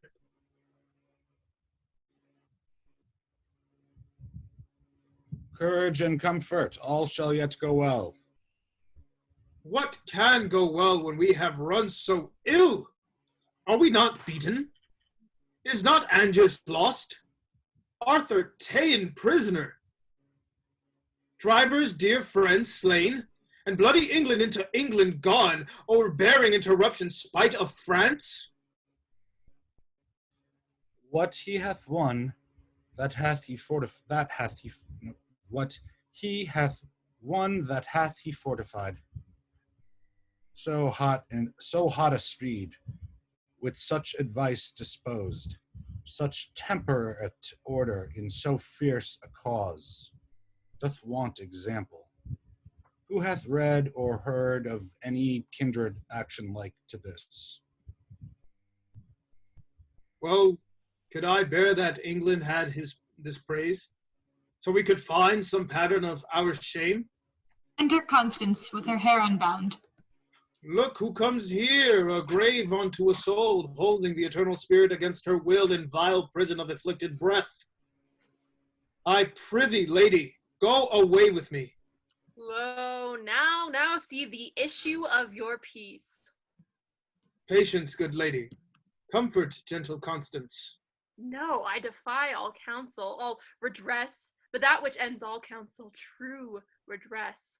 Death, death, O amiable, lovely death, thou odoriferous stench, sound rottenness, arise forth from the couch of lasting night, thou hate and terror to posterity, and I will kill thy detestable bones and put my eyeballs in thy vaulty brows, and wring these fingers with thy household worms, and stop this gap of breath with fulsome dust, and be a carrion monster like thyself. Come, grin on me, and I will think thou smilest, and bust thee as thy wife. Misery's love, oh come to me. Oh, fair affliction, peace. No, I will not, having breath to cry. Oh, that my tongue were in the thunder's mouth. Then with a passion would I shake the world and rouse from sleep that fell anatomy which cannot hear our lady's feeble voice, which scorns the modern invocation.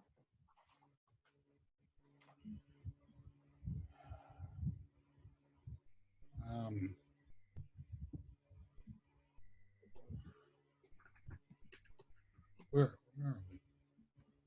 44, page 113. Lady, you utter madness and not sorrow. Thou art not holy to belie me so. I am not mad. As this hair I tear is mine. My name is Constance. I am Geoffrey's wife. Young Arthur is my son, and he is lost.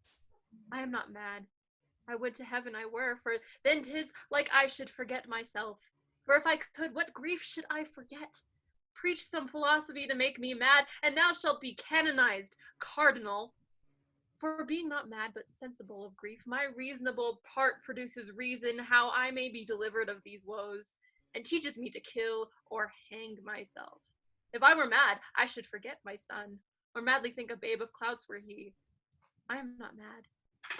Too well I feel the different plague of each calamity. Wind up those tresses. Oh, what love I note in the fair multitude of those her hairs. Where but by chance a silver drop hath fallen, even to that drop 10,000 weary friends do glue themselves in sociable grief, like true inseparable faithful loves, sticking together in calamity. England, if you will. Bind up your hairs. Yes, that I will. And wherefore will I do it? I tore them from their bounds and cried aloud, oh, that these hands could so redeem my son as they have given these hairs their liberty. But now I envy at their liberty, and will again commit them to their bounds, because my poor child is a prisoner. She binds up her hair. And Father Cardinal, I have heard you say that we shall see and know our friends in heaven. If that be true, I shall see my boy again. For since the birth of Cain, the first male child, to him that did but yesterday suspire, there was not such a gracious creature born.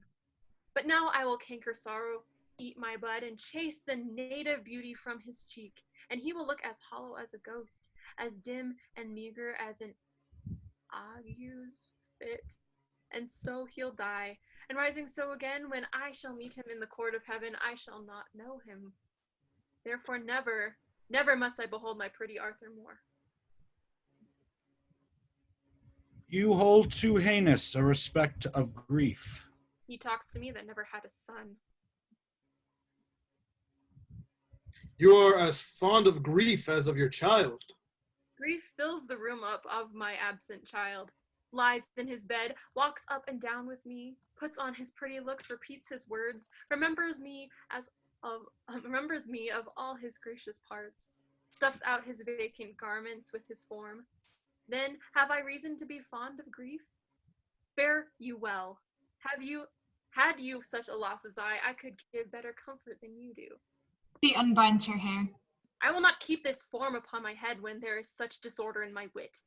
O Lord, my boy, my Arthur, my fair son, my life, my joy, my food, my all the world, my widow comfort and my sorrows cure. She exits. I fear some outrage, and I'll follow her. He exits with attendants.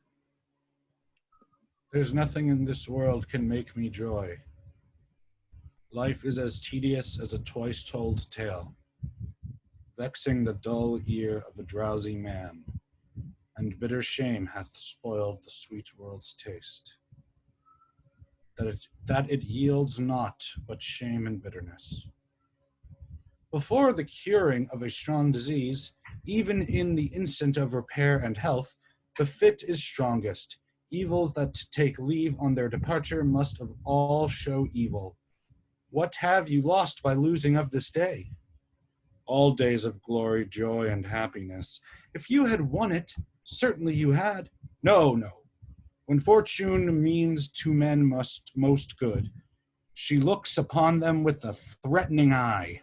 'Tis strange to think how much King John hath lost in this which he accounts so clearly won. Are not you grieved that Arthur is his prisoner? As heartily as he is glad he hath him. Your mind is all as youthful as your blood. Now hear me speak with a prophetic spirit. For even the breath of what I mean to speak shall blow each dust, each straw, each little rub out of the path which shall directly lead thy foot to England's throne, and therefore mark. John hath seized Arthur, and it cannot be that whiles warm life plays in that infant's veins, the misplaced John should entertain an hour, 1 minute, nay, one quiet breath of rest. A scepter snatched with an unruly hand must be as boisterously maintained as gained. And he that stands upon a slippery place makes nice of no vile hold to stay him up. That John may stand, then Arthur needs must fall. So be it, for it cannot be but so. But what shall I gain by young Arthur's fall? You, in the right of Lady Blanche, your wife, may then make all the claim that Arthur did. And lose it, life and all, as Arthur did? How green you are, the fresh in this old world. John lays you plots, the times conspire with you. For he that steeps his safety in true blood shall find but bloody safety and untrue. This act so evilly born, this act so evilly born shall cool the hearts of all his people and freeze up their zeal, that none so small advantage shall step forth to check his reign, but they will cherish it. No natural exhalation in the sky, no scope of nature, no distempered day, no common wind, no customate event, but they will pluck away his natural cause and call them meteors, prodigies, and signs, abortives, presages, and tongues of heaven, plainly denouncing vengeance upon John. Maybe he will not touch young Arthur's life, but hold himself safe in his imprisonment. Oh, sir, when he shall hear of your approach, if that young Arthur be not gone already, even at that news he dies. And then the hearts of all his people shall revolt from him, and kiss the lips of unacquainted change, and pick strong matter of revolt and wrath out of the bloody fingers ends of John. Methinks I see this hurly all on foot, and, oh, what better matter breeds for you than I have named? The bastard Falconbridge is now in England, ransacking the church, offending charity. If but a dozen French were there in arms, they would be as a call to train 10,000 English to their side. Or as a little snow tumbled about, anon becomes a mountain. Oh, noble Dauphin! Go with me to the king. 'Tis wonderful what may be wrought out of their discontent, now that their souls are topfull of offense. For England go, I will wet on the king. Strong reasons make strong actions. Let us go. If you say aye, The king will not say no. They exit.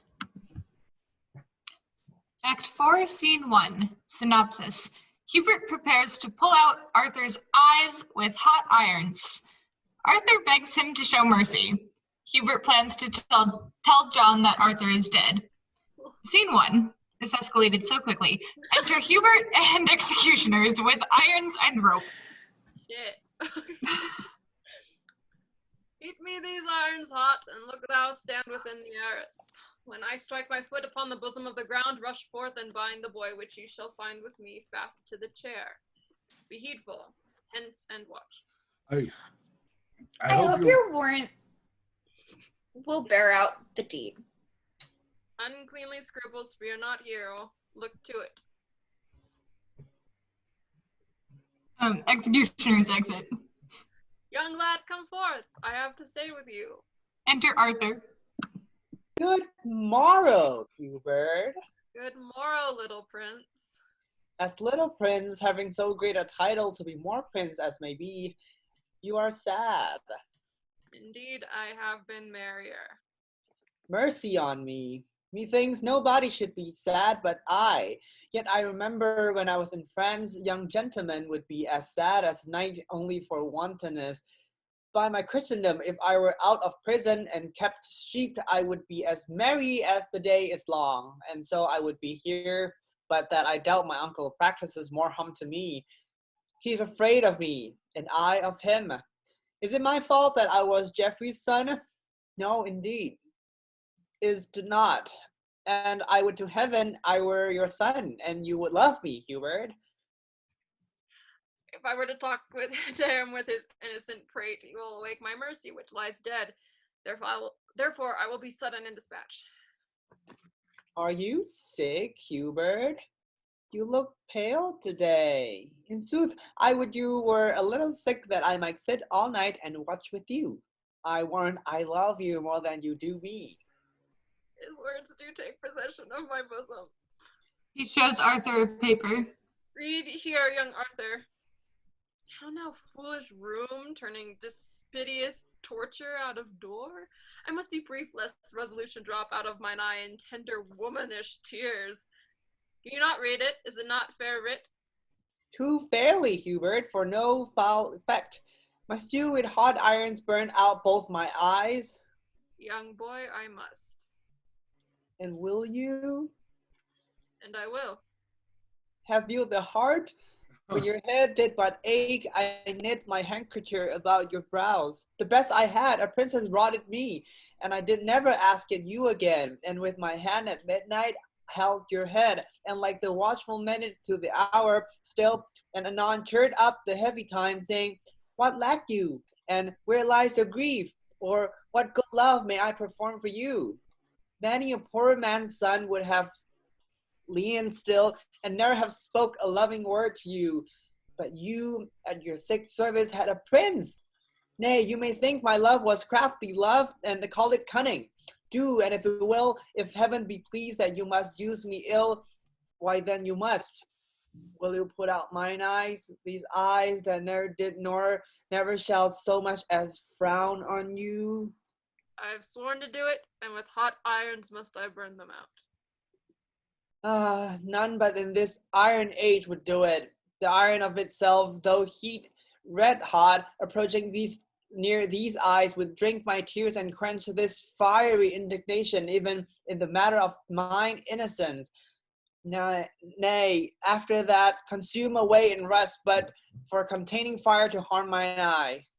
Are you more starving hard than hammered iron? And if an angel should have come to me and told me Hubert should put out mine eyes, I would not have believed him. No tongue but Hubert's. Stamps foot and calls. Come forth. Enter executioners with ropes, a heated iron, and a brazier of burning coals. Do as I bid you do. Oh, save me, Hubert, save me! Mine eyes are out, even with the fierce looks of these bloody men. Give me the iron, I say, and bind him here. He takes the iron. Alas, what need you be so boisterous rough? I will not struggle. I will stand stone still. For God's sake, Hubert, let me not be bound. Nay, hear me, Hubert, drive these men away, and I will sit as quiet as a lamb. I will not stir, nor wince, nor speak a word, nor look upon the iron angrily. Thrust by these men away, and I will forgive you, whatever torment you do put me to. Go stand within. Let me alone with him. I am best pleased to be from such a deed. Executioner's exit. Alas, I then have chid away my friend. He had a stern look, but a gentle heart. Let him come back, that his compassion may give life to yours. Boy, prepare yourself. Is there no remedy? None but to lose your eyes. Oh God, that there were but a mote in yours, a grain, a dust, a gnat, a wandering hair, any annoyance in that precious sense. Then, feeling what small things are boisterous there, your vile intent must needs seem horrible. Is this your promise? Go to, hold your tongue. Hubert, the utterance of a brace of tongues must needs one pleading for a pair of eyes. Let me not hold my tongue. Let me not, Hubert, or Hubert, if you will, cut out my tongue, so I may keep mine eyes.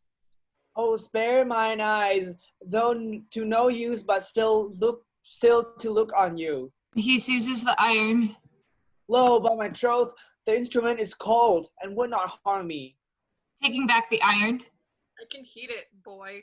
No, in good sooth. The fire is dead with grief, being created for comfort to be used in undeserved extremes. See else yourself. There is no malice in this burning coal. The breath of heaven hath blown his spirit out and strewn repentant ashes on his head. But with my breath I can revive it, boy.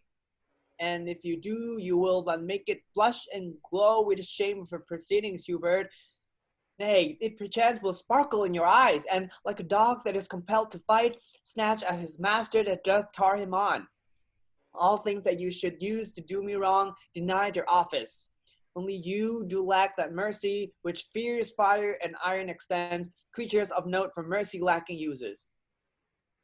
Well, see to live. I will not touch thine eye for all the treasure that thine uncle owes. Yet I am sworn, and did purpose, boy, with this very same iron to burn them out. Oh, now you look like Hubert. All this while you were disguised. Yes, no more ado. Your uncle must not know that you are dead, but you are dead. I will fill these dogged spies with false reports. And, pretty child, sleep doubtless and secure that Hubert, for the wealth of all the world, will not offend thee. Oh, heaven, I thank you, Hubert. Silence! No more. Go closely in with me. Much danger do I undergo for thee. They exit.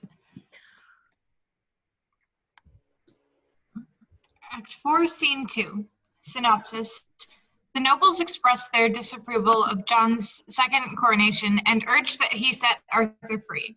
When Hubert brings word that Arthur is dead, the nobles turn against John and go in search of Arthur's body. A messenger tells John that the French under the Dauphin have landed in England and that Eleanor and Constance have both died. After sending the bastard to try to bring the nobles back, John attacks Hubert for having killed Arthur. When Hubert discloses that Arthur is unharmed, John sends the happy news to the nobles. Oh boy. Scene 2. Enter King John, Pembroke, Salisbury, and the other lords. King John ascends the throne. Yes.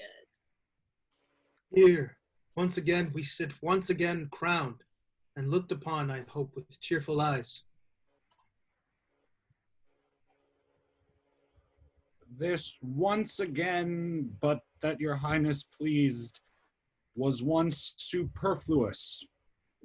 You were crowned before, and that high royalty was ne'er plucked off, the faiths of men ne'er stained with revolt. Fresh expectation troubled not the land with any longed for change or better state.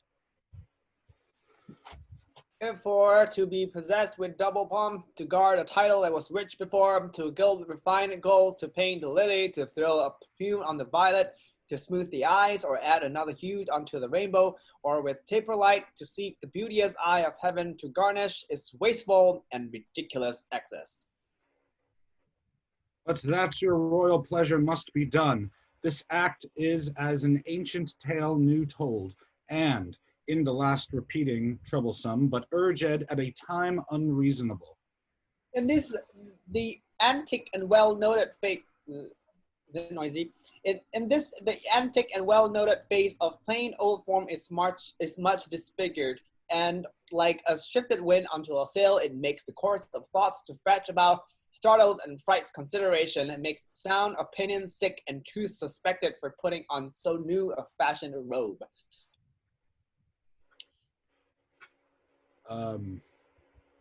Yeah. When workmen strive to do better than well, they do confound their skill in covetousness, and oftentimes excusing of a fault doth make the fault the worse by the excuse. Doth make the fault the worse by the excuse, as patches set upon a little breach discredit more in hiding of the fault than did the fault before it was so patched. To this effect, before you were new crowned, we breathed our counsel, but it pleased your highness to overbear it, and we are all well pleased, since all and every part of what we would doth make a stand at what your highness will. Some reasons of these double coronations. I have possessed you with and think them strong, and more strong when lesser is my fear. I shall endue you with, meantime, but ask what you would have reformed that is not well, and well shall you perceive how willingly I will both hear and grant you your requests. Then I, as one that am the tongue of these to sound the purposes of all their hearts, both for myself and them, but chief of all your safety, for the which myself and them bend their best studies, heartily request the enfranchisement of Arthur, whose restraint doth move the murmuring lips of discontent, to break into this dangerous argument. If what in rest you have, in rights you hold, why then your fears, which, as they say, attend the steps of wrong, should move you to mew up your tender kinsman, and to choke his days with barbarous ignorance, and deny his youth the rich advantage of good exercise. That the time's enemies may not have this to grace occasions, let it be our suit that you have bid us ask, his liberty, which for our goods we do not further ask, then whereupon our weal, on you depending, counts it your weal he have his liberty. Let it be so. I do commit his youth to your direction. Enter Hubert. Hubert, what news with you? King John and Hubert talk aside. This is the man who should do the bloody deed. He showed his warrant to a friend of mine. The image of a wicked, heinous fault lives in his eye. That close aspect of his doth show the mood of a much troubled breast. And I do fearfully believe 'tis done what we so feared he had a charge to do. The color of the king doth come and go between his purpose and his conscience, like arrows twixt on two dreadful battles set. His passion is so ripe it needs must break. And when it breaks, I fear, will issue thence and foul corruption of a sweet child's death. Coming forward with Hubert. We cannot hold morality's strong hand. Good lords, although my will to give is living, the suit which you demand is gone and dead. He tells us Arthur is deceased tonight. Indeed, we feared his sickness was past cure. Indeed, we heard how near his death he was before the child himself felt he was sick. This must be answered either here or hence. Why do you bend such solemn brows on me? Think you I bear the shears of destiny? Have I commandment on the pulse of life? It is apparent foul play, and 'tis shame that greatness should so grossly offer it. Grossly offer it. So thrive it in your game, and so farewell. Stay yet, Lord Salisbury. I'll go with thee and find the inheritance of this poor child, his little kingdom of a forced grave, that blood which owed the breadth of all this isle. 3 foot of it doth hold, bad world the while. This must not be thus born. This will break out to all our sorrows, and ere long, I doubt. Pembroke, Salisbury, and other lords exit. They burn in indignation. I repent. There is no sure foundation set on blood, nor no certain life achieved by others' deaths. Enter messenger. A fearful eye thou hast. Where is that blood that I have seen inhabit in those cheeks? So foul a sky clears not without a storm. Pour down thy weather. How goes all in France?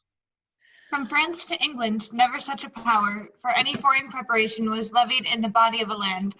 The copy of your speed is learned by them, for when you should be told they do prepare, the tidings comes that they all are arrived. Oh, where hath our intelligence been drunk? Where hath it slept? Where is my mother's care that such an army could be drawn in France, and she not hear of it? My liege, her ear is stopped with dust. The 1st of April died your noble mother, and as I hear, my lord, the Lady Constance in a frenzy died 3 days before. But this from rumor's tongue I idly heard, if true or false I know not. Withhold thy speed, dreadful occasion.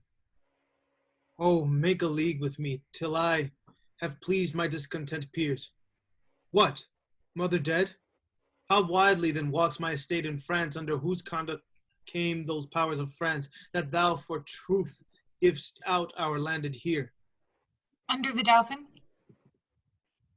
Thou hast made me giddy with these ill tidings. Enter Bastard and Peter of Pomfret. Now, what says the world to your proceedings? Do not seek to stuff my head with more ill news, for it is full. But if you be afeard to hear the worst, then let the worst unheard fall on your head. Bear with me, cousin, for I was amazed under the tide, but now I breathe again aloft the flood and can give audience to any tongue. Speak it of what it will. How I have sped among the clergymen, the sums I have collected shall express. But as I traveled hither through the land, I find the people strangely fantasied, possessed with rumors full of idle dreams, not knowing what they fear, but full of fear. And here's a prophet that I brought with me from forth the streets of Pomfret, whom I found, with many hundreds treading on his heels, whom he sung in rude, harsh-sounding rhymes, that ere the next Ascension Day at noon, your highness should deliver up your crown. Thou idle dreamer, wherefore didst thou so? For knowing that the truth will fall out so. Hubert, away with him, imprison him. And on that day at noon, whereon he says, I shall yield up my crown, let him be hanged. Deliver him to safety and return, for I must use thee. Hubert and Peter exit. Oh, my gentle cousin, hearest thou the news abroad? Who are arrived? The French, my lord, men's mouths are full of it. Besides, I met Lord Bigot and Lord Salisbury with eyes as red as new enkindled fire, and others more going to seek the grave of Arthur, whom they say is killed tonight on your suggestion. Gentle kinsman, go and thrust thyself into their companies. I have a way to win their loves again. Bring them before me. I will seek them out. Nay, but make haste. The better foot before. Oh, let me have no subject enemies when adverse foreigners affright my towns with dreadful pomp of stout invasion. My Mercury, set feathers to thy heels, and fly like thought from them to me again. The spirit of the time shall teach me speed. He exits. Spoke like a spriteful noble gentleman. Go after him, for perhaps shall need some messenger betwixt me and the peers, and be thou he. With all my heart, my liege. Messenger exits. My mother dead. Enter Hubert. My lord, they say 5 moons were seen tonight. 4 fixed, and the 5th did whirl about, the other 4 in wondrous motion. 5 moons. Old men and bedlams in the streets do prophecy upon it dangerously. Young Arthur's death is common in their mouths, and when they talk of him, they shake their heads and whisper one another in the ear. And he that speaks doth grip the hearer's wrist, whilst he that hears makes fearful action with wrinkled brows, with nods, with rolling eyes. I saw Smith stand with his hammer thus, and whilst his iron did on the anvil cool, with open mouth swallowing a tailor's news, who with his shears and measure in his hand, standing on slippers, which his nimble haste had falsely thrust upon contrary feet, told of a many thousand warlike French that were embattled and ranked in Kent. Another lean, unwashed artificer cuts off his tail and talks of Arthur's death. Why seek'st thou to possess me with these fears? Why urgest thou so oft young Arthur's death? Thy hand hath murdered him. I had a mighty cause to wish him dead, but thou hadst none to kill him. No had, my lord? Why did you not provoke me? It is the curse of kings to be attended by slaves that take their humors for a warrant to break within the bloody house of life, and on the winking of authority to understand a law, to know the meaning of a dangerous majesty, when perchance it frowns more upon humor than advised respect. Here Drawing on is paper. my hand and seal for what I did. Oh, when the last to come twixt heaven and earth is to be made, then shall this hand seal witness against us to domination. How oft the sight of mean to do ill deeds make deeds outdone, hadst not thou been by a fellow by the hand of nature marked, quoted, and signed to do a deed of shame. This murder had not come into my mind.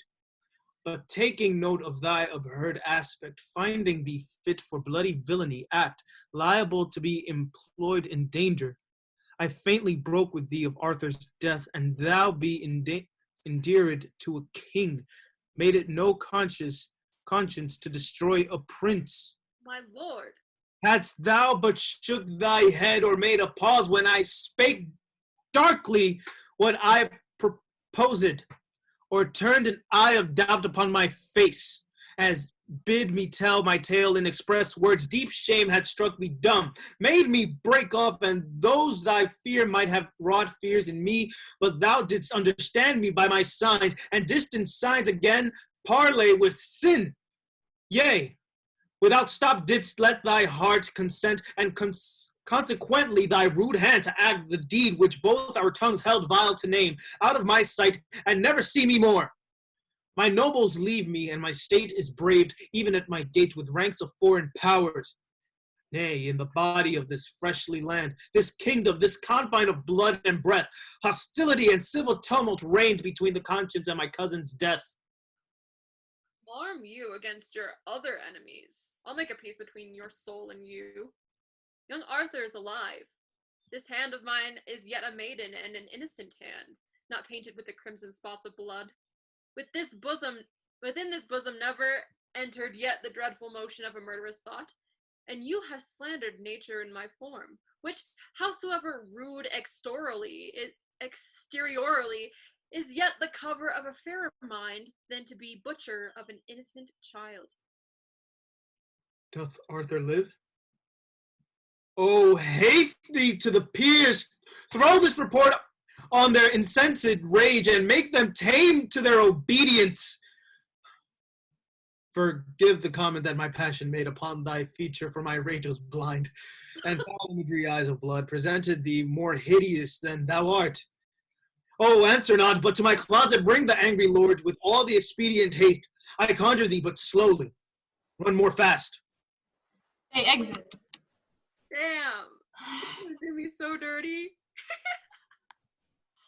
Act 4, Scene 3. Synopsis. Arthur dies as he attempts to leap from the prison wall. The bastard reaches the nobles on their way to meet with the Dauphin, just as they discover Arthur's body and vow revenge for his death.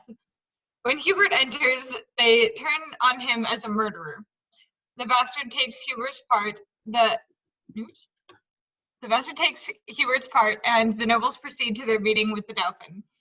Hubert convinces the bastard of his own innocence, and the bastard, predicting disaster, returns to King John.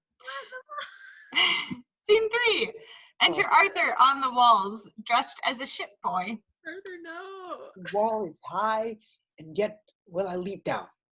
Good ground, be pitiful and hurt me not. There's few or none do know me. If they did, this ship boy's semblance hath disguised me quite. I'm afraid, and yet I'll venture it.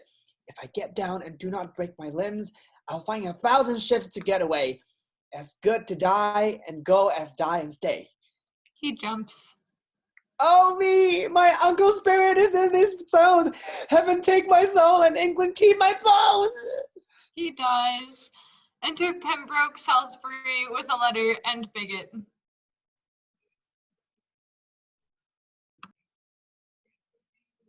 Sorry, I just died. Sorry.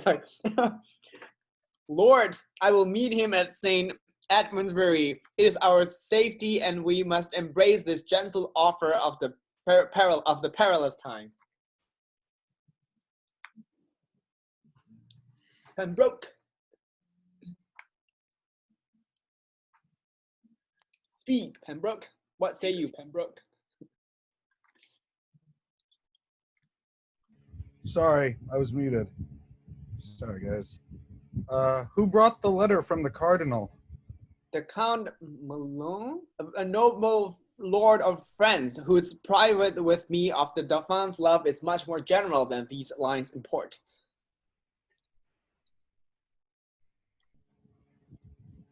Tomorrow morning, let us meet with him. Done. Or rather than set forward, for 'twill be 2 long days' journey, lord, or ere we meet. Enter bastard. Once more today, well met, distempered lords. The king by me requests your presence straight. The king hath disposed himself of us. We will not line his thin bestained cloak with our pure honors, nor attend the foot that leaves the print of blood wherever it walks. Return and tell him so. We know the worst. Whatever you think, good words, I think we're best. Our griefs and not our manners reason now. But there's little reason in your grief, therefore 'twere reason you had manners now. Sir, impatience hath his privilege. 'Tis true to hurt his master, no man's else. This is the prison. He sees Arthur's body. What is he lies here? Oh, death, made proud with pure and princely beauty, the earth had not a hole to hide this deed. Murder, as hating what himself hath done, doth lay it open on earth on revenge. Or when he doomed this beauty to a grave, found it too precious princely for a grave. Sir Richard, what think you? You have beheld, or have you read or heard, or could you think, or do you almost think, although you see that you do see? Could thought without his object form such another? This is the very top, the height, the crest, or crest onto the crest of murderous arms. This is the bloodiest shame, the wildest savagery, the vilest stroke that ever wall-eyed wrath or staring rage presented to the tears of soft remorse. All murders past do stand excused in this, and this, so sole and so unmatchable, shall give a holiness, a purity to the yet unbegotten sins of times, and prove a deadly bloodshed but a jest, exampled by his highness spectacle. It is a damned and a bloody work, the graceless action of a heavy hand, that it be the work of any hand. If that it be the work of any hand. If that be the work of any hand, we had a kind of light what would ensue. It is the shameful work of Hubert's hand, the practice and purpose of the king, from whose obedience I forbid my soul, kneeling before this ruin of sweet life. He kneels. And breathing to his breathless excellence the incense of a vow, a holy vow, never to taste the pleasures of the world, never to be infected with delight, nor conversant with ease and idleness, till I have set a glory to this hand by giving it the worship of revenge. Our souls religiously confirm confirm thy words. They rise. Enter Hubert. Lords, I am hot with haste in seeking you. Arthur doth live. The king hath sent for you. Oh, he is bold and blushes not at death. Avaunt, thou hateful villain, get thee gone. I am no villain. Must I rob the law? Your sword is bright, sir. Put it up again. Not till I sheatheth in murderous skin. Stand back, Lord Salisbury. Stand back, I say. By heaven, I think my sword's as sharp as yours. He puts his hand on his sword. I would not have you, Lord, forget yourself, nor tempt the danger of my true defense, lest I, by marking of your rage, forget your worth, your greatness, and nobility. Out, dunghill. Darest thou brave a nobleman? Not for my life, but yet I dare defend my innocent life against an emperor. Thou art a murderer. Do not prove me so, yet I am none. Whose tongue soe'er speaks false, not truly speaks. Who speaks not truly lies. cut him to pieces. Keep the peace, I say. Stand by, or I shall gall you, Falconbridge. Thou wert better gall the devil, Salisbury. If thou but frown on me, or stir thy foot, or teach thy hasty spleen to do me shame, I'll strike thee dead. Put up thy sword betime, or I'll so maul you and your toasting iron that you shall think the devil is come from hell. What wilt thou do, renowned Falconbridge, second a villain and a murderer? Lord Bigot, I am none. Who killed this prince?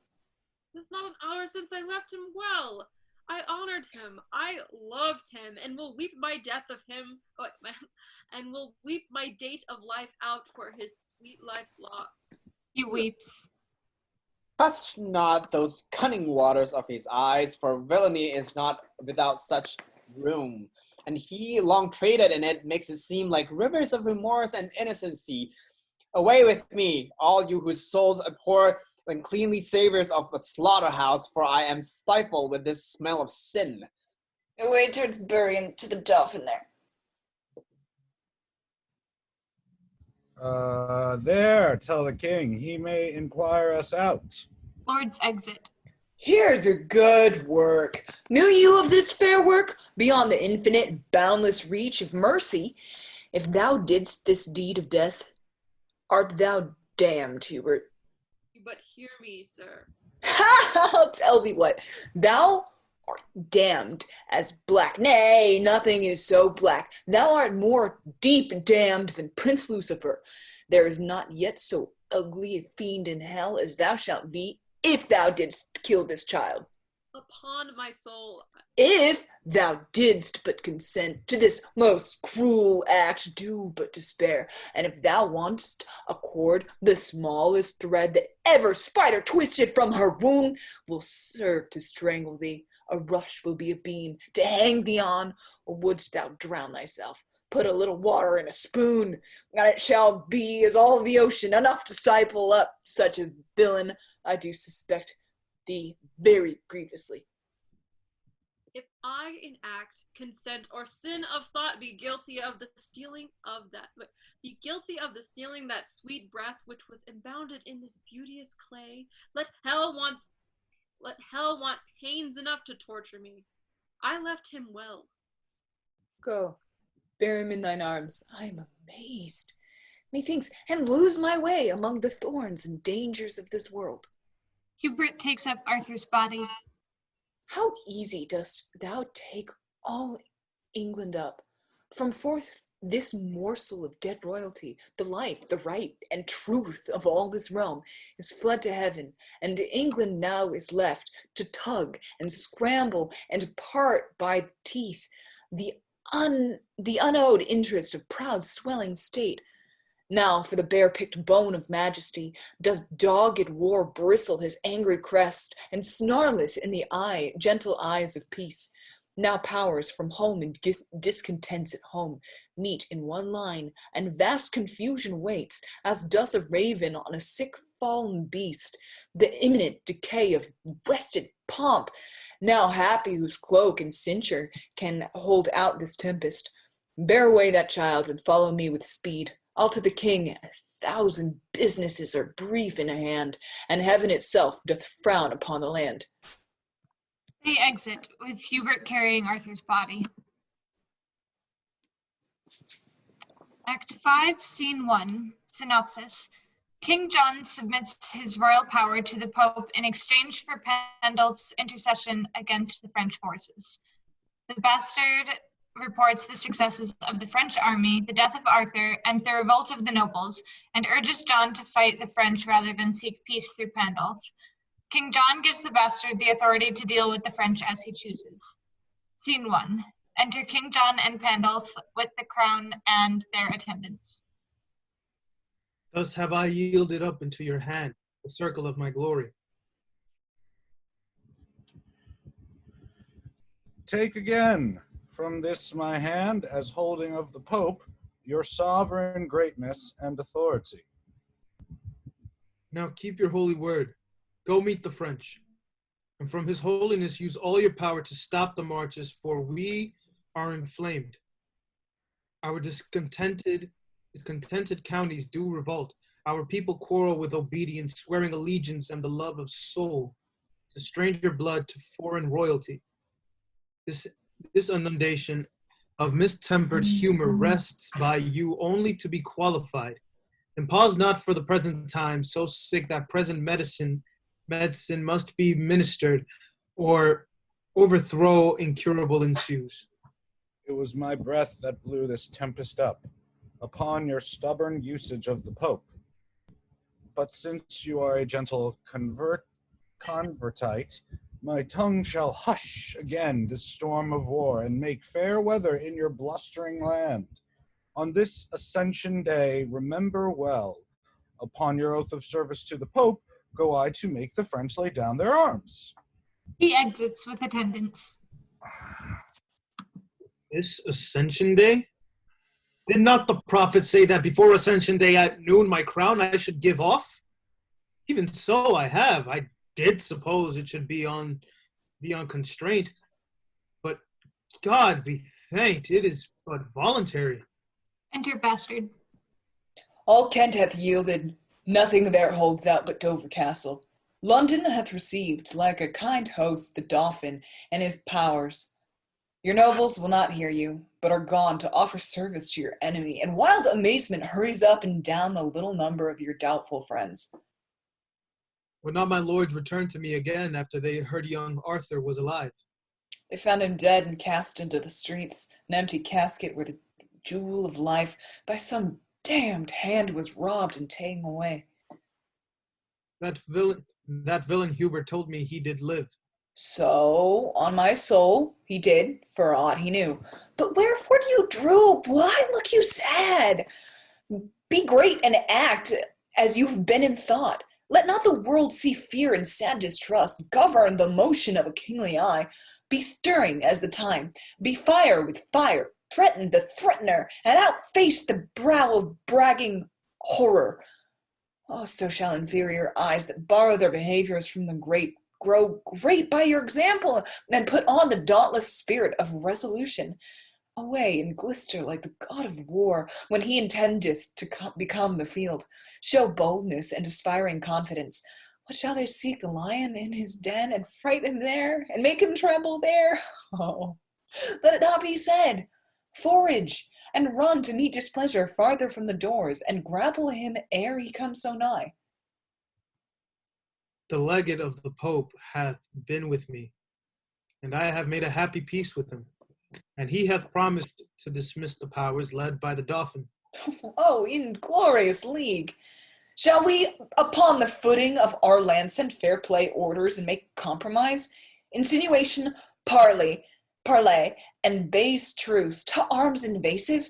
Shall a beardless boy, a cock-silken wanton, brave our fields and flesh his spirit in a warlike soil? mocking the air with colors idly spread to find no check?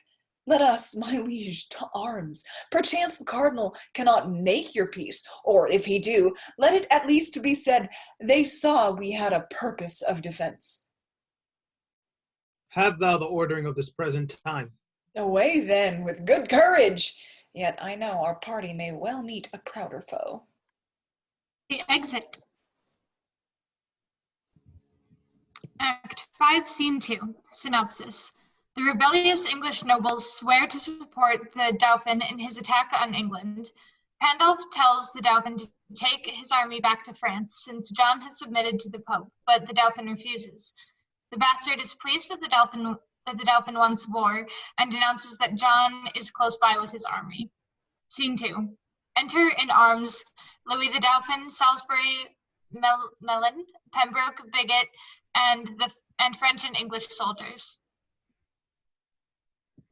My Lord Milan, let this be copied out, and keep it safe for our remembrance. Return the president to these lords again, that having our fair order written down, both they and we, perusing o'er these notes, may know wherefore we took the sacrament, and keep our faiths firm and inviolable. Sorry. Upon our sides it never shall be broken. And noble Dauphin, albeit we swear a voluntary zeal and unurged faith to your proceedings, yet believe me, Prince, I am not glad that such a sore up time to seek a plaster by contemned revolt and heal the invertebrate canker of one wound by making many. Oh, it grieves my soul that I must draw this mantle from my sight to be a widow maker.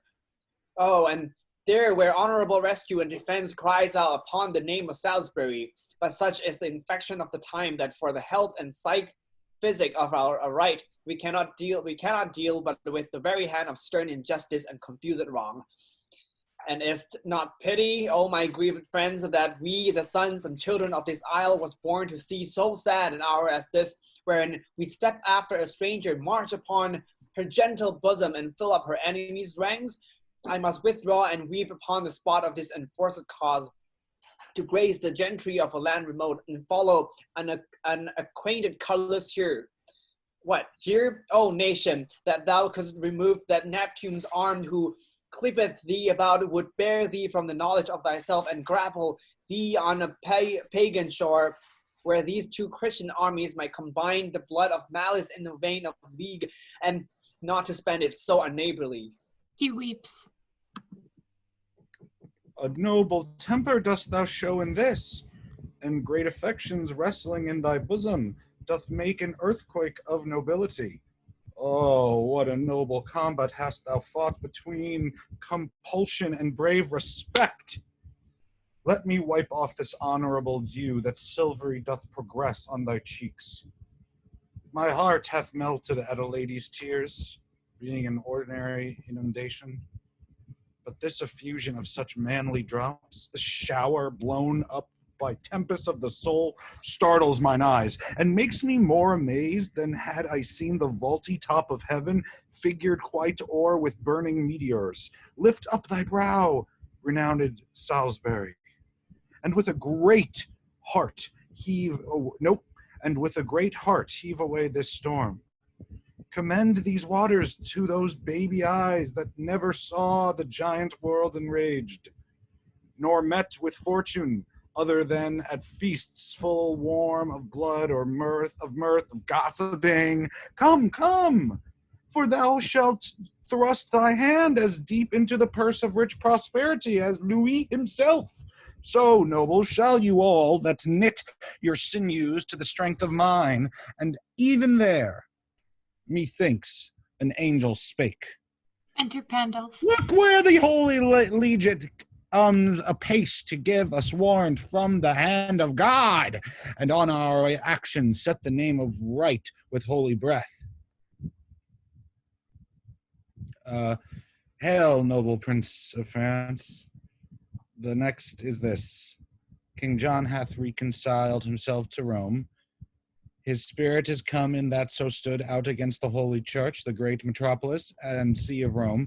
Therefore, thy threatening colors now wind up, and tame the savage spirit of wild war, that, like a lion fostered up at hand, it may lie gently at the foot of peace, and be no further harmful than it show. Your grace shall pardon me. I will not back. I am too high born to be propertied, to be a secondary at control, or useful serving man and instrument to any sovereign state throughout the world. Your breath first kindled the dead coal of wars between this chastised kingdom and myself, and brought in matter that should feed this fire. And now 'tis far too huge to be blown out with that same weak wind which enkindled it.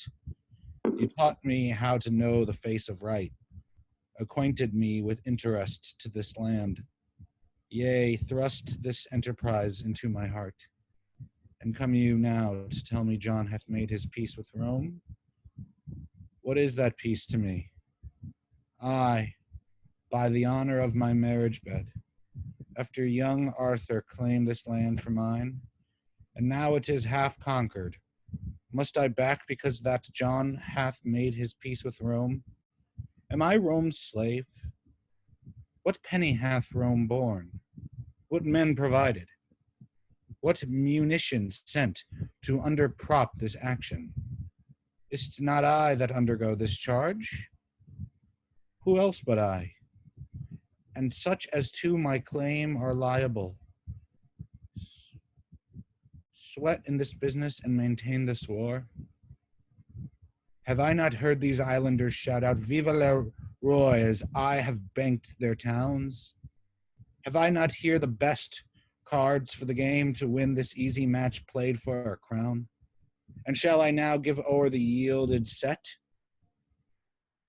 No, no. On my soul, it never shall be said. You look but on the outside of this work. Outside or inside, I will not return till my attempt so much be glorified as to my ample hope was promised said before I drew this gallant ahead of war and culled these fiery spirits from the world to outlook conquest and win renown even in the jaws of danger and of death. The trumpet sounds. What lusty trumpet doth... Nope. What lusty trumpet thus doth summon us? Enter bastard. According to the fair play of the world, let me have audience. I am sent to speak, my holy lord of Milan, from the king. I come to learn how you have dealt for him, and, as you answer, I do know the scope and warrant limited to unto my tongue. The Dauphin is too willful opposite, and will not temporize with my entreaties. He flatly says he'll not lay down his arms. By all the blood that ever Fury breathed, the youth says well. Now hear our English king, for thus his royalty doth speak in me. He's prepared, and reason too he should, this apish and unmannerly approach, this harnessed mask and unadvised revel, this unheard sauciness and boyish troops, the king doth smile at, and is well prepared to whip this dwarfish war, these pygmy arms from out the circle of his territory, and hand which had the strength, even at your door, to cudgel you and make you take the hatch, to drive like buckets in a concealed wells, to crouch in litter of your stable planks, to lie like pawns locked up in chests and trunks, to hug with swine, to seek sweet safety out in vaults and prisons, and to thrill and shake even at the crying of your nation's crow, thinking this voice an armed Englishman. Shall that victorious hand be feebled here, that in your chambers gave you chastisement? No, that gallant monarch is in arms, and like an eagle o'er his airy towers to souse annoyance that comes near his nest. And you degenerate, you ingrate revolts, you bloody Neros, ripping up the womb of your dear mother England, Blush for shame, for your own ladies and pale-visaged maids, like Amazons, come tripping after drums, their thimbles into armed gauntlets change, their needles to lances, and their gentle hearts to fierce and bloody inclination.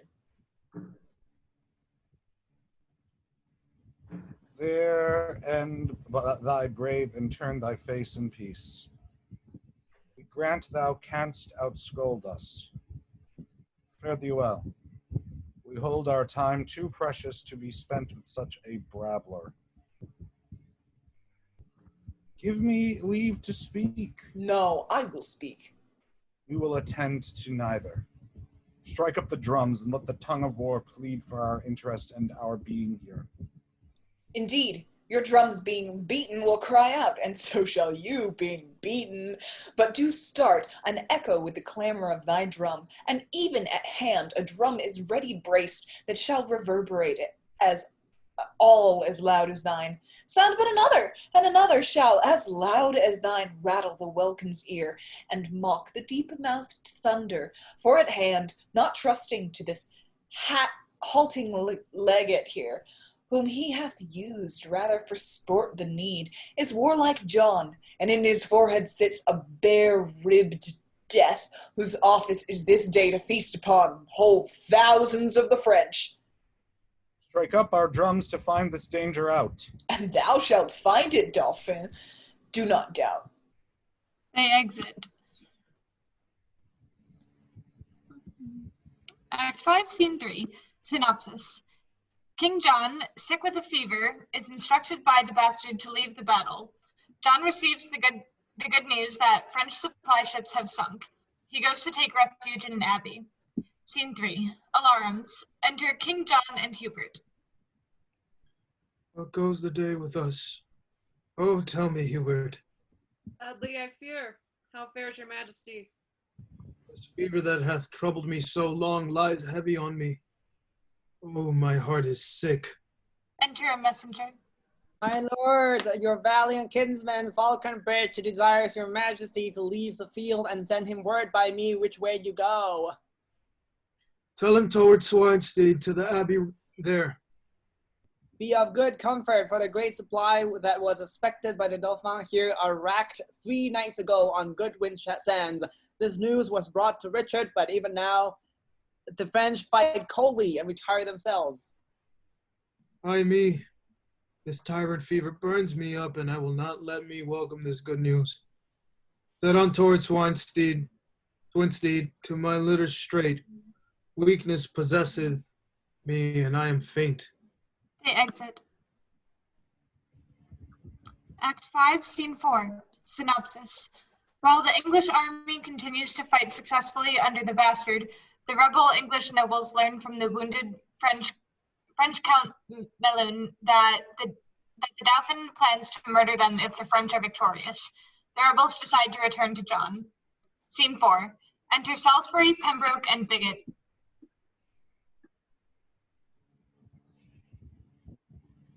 I did not think the king is so stored with friends. Up once again.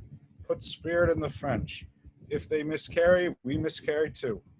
That misbegotten devil, Falconbridge, in spite of spite, alone who upholds the day. They say King John, sore sick, hath left the field. Enter Melun, wounded, led by a soldier. Lead me to the revolts of England here. When we were happy, we had other names. Is the Count Melon. Wounded to death. Fly, noble English, you are bought and sold. Unthread the rude eye of rebellion, and welcome home again discarded faith. Seek out King John and fall before his feet. For if the French be lords of this loud day, he means to recompense the pains you take by cutting off your heads. Thus hath he sworn, and with him, and many more with me, upon the altar at St. Edmundsbury, even on that altar where we swore to you dear amity and everlasting love. May this be possible? May this be true? Have I not hideous death within my view, retaining but a quantity of life, which bleeds away even as a form of wax resolveth from his figure against the fire? What in the world should make me now deceive, since I must lose the use of all deceit? Why should I then be false, since it is true that I must die here and live hence by truth? I say again, if Lewis do win the day, he is forsworn if e'er those eyes of yours behold another daybreak in the east. But even this night, those black contagious breath already smokes about the burning crust of the old, feeble, and day-wearied sun. Even this ill night your breathing shall expire, paying the fine of rated treachery, even with a treacherous fine of all your lives. If Louis by your assistance win the day, commend me to one Hubert with your king, in love of him, and this respect besides, for that my grandsire was an Englishman, it wakes my conscience to confess all this. In lieu whereof I pray you bear me hence from forth the noise and rumor of the field, where I may think the remnant of my thoughts in peace, and part this body and my soul with contemplation and devout desires. I do believe thee, and bestrew my soul, but I do love for the favor and form of this most fair occasion, by the which we will untread the steps of damned flight, and like a baited and retired flood, leaving our rankness and irregular course, stoop low within those bounds we have overlooked, and calmly run on in obedience even to our ocean, to our great King John. My arm shall give thee help to bear thee hence, and I do see the cruel pangs of death right in thine eye. Away, my friends, new flight, and happy newness that intends all right. They exit, assisting Millen. Act 5, Scene 5. Synopsis. The Dauphin rejoices that his forces have almost defeated the English. He then learns that Count Millen has died, that the English rebels have gone back to King John, and that his supply ships have sunk. Scene 5. Enter Louis the Dauphin and his train. The Son of Heaven, methought, was loath to set, but stayed and made the western welkin blush, when English measured backward their own ground in faint retire. Oh, bravely came we off, when with a volley of our needless shot, after such bloody toil, we bid good night, and wound our tottering colors clearly up, last in the field, and almost lords of it. Enter a messenger. Where is my prince, the Dauphin? Here, what news? The Count Milan is slain. The English lords, by his persuasion, are again fallen off, and your supply, which you have wished so long, are cast away and sunk on Goodwin's sands. Ah, foul, shrewd news. Beshrew thy very heart. I did not think to be so sad tonight, as this hath made me. Who was he that said King John did fly an hour or two before the stumbling night did part our weary powers? Whoever spoke it, it is true, my lord. Well, keep good quarter and good care tonight. The day shall not be up so soon as I to try the fair adventure of tomorrow. They exit. Act 5, Scene 6. Synopsis. Hubert brings news to the bastard that King John has been poisoned by a monk, and that at the urging of his son Prince Henry, King John has pardoned the rebellious nobles. The bastard, half of whose army has drowned, hastens to the dying king. What? Scene 6. What? Enter bastard and Hubert severally.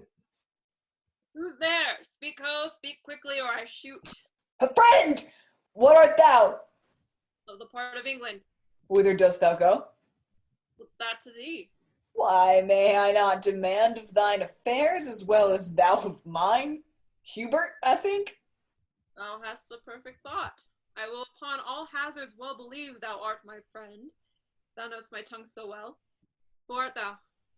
Who thou wilt, and if thou please, thou mayst befriend me so much just to think I come one way of the Plantagenets. Unkind remembrance, thou and endless night have done me shame. Brave soldier, pardon me, that my accent breaking from thy tongue should scape the true acquaintance of mine ear. Ah, come, sans compliment. What news abroad? Why, here walk I in the black brow of night to find you out. Brief then, and what's the news? Oh, my sweet sir, news fitting to the night, black, fearful, comfortless, and horrible. Show me the very wound of all this ill news. I am no woman. I will not swoon at it.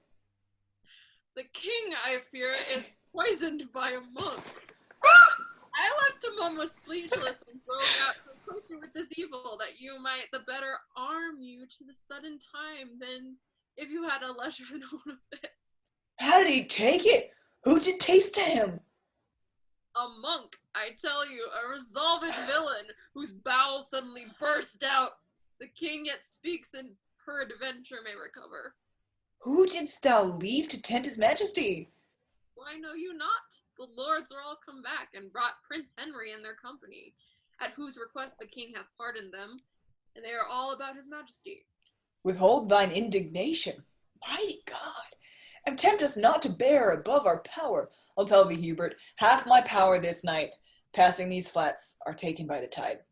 These Lincoln washes have devoured them. Myself, well mounted, hardly have escaped. Away before, conduct me to the king. I doubt he will be dead ere I come. They exit. Act 5, Scene 7. Synopsis. Last scene. Woo! As King John lies dying, surrounded by his newly loyal nobles and his son, Prince Henry, the bastard brings him news of French victories and English losses. The bastard then learns that Pandulf has brought an offer of peace from the Dauphin. After John dies, the bastard and the nobles offer their allegiance to Prince Henry, soon to be crowned King Henry III. Scene 7. Enter Prince Henry, Salisbury, and Bigot. It is too late. The life of all his blood is touched corruptibly, and his pure brain, which some suppose the soul's frail dwelling house, doth, by the idle comments it makes, foretell the ending of his mortality. Enter Pembroke. His Highness yet doth speak, and holds belief that being brought into the open air, it would allay the burning quality of that fell poison which assaileth him. Let him be brought into the orchard here. Bigot exits. Doth he still rage? He is more patient than when you left him. Even now he sung. Vanity of sickness. Fierce extremes in their continuance will not feel themselves. Death, having preyed upon the outward parts, leaves them invisible, and his siege is now against the mind, which he pricks and wounds with many legions of strange fantasies, which in their throng and press to that last hold confound themselves. 'Tis strange that death should sing. I am the signet to this pale, faint swan, who chants a doleful hymn to his own death, and from the organ pipe of frailty sings his soul and body to their lasting rest. Be of good comfort, prince, for you are born to set a form upon that indigest which ye have left so shapeless and so rude. King John brought in, attended by Bigot. Ay, Mary, how full hath elbow room. It would not out at windows nor at doors. There is so hot a summer in my bosom, that all my bowels crumble up to dust. I am scribbled from drawn with a pen upon a parchment, and against this fear do I shrink up. How fares your majesty? Poisoned, ill fare, dead. Jesus. Forsook, cast off, and none of you will bid that winter come to thrust his icy fingers in my maw, nor let my kingdom rivers take their course through my burned bosom, nor entreat the north to make his break winds kiss my parched lips and comfort me with cold. I do not ask you much. I beg cold comfort, and you are so trait and so ungrateful, you deny me that. Oh, that there were some virtue in my tears that might relieve you. The salt in them is hot. Within me is a hell, and there the poison is as a fiend confined to try and tyrannize on unreprievable, condemned blood. Enter Bastard. Oh, I am scalded with my violent motion and spleen of speed to see your majesty. O cousin, thou art come to set mine eye. The tackle of my heart is crackled and burnt, and all the shrewds wherewith my life should sail are turned into one thread, one little hair. My heart hath one poor string to stay it by. We're told, but till thy news be uttered, and then all this thou seest is but a clod and a module of confounded royalty. The Dauphin is preparing hitherward, where God he knows how we shall answer him. For in a night the best part of my power, as I upon advantage did remove, were in the washes, all unwarily devoured by the unexpected flood. King John dies. Breathe these dead news in as dead and near. My liege, my lord! But now a king, now thus. Even so must I run on, and even so stop. What surety of the world, what hope, what stay, when this was now a king and now is clay? Art thou gone so?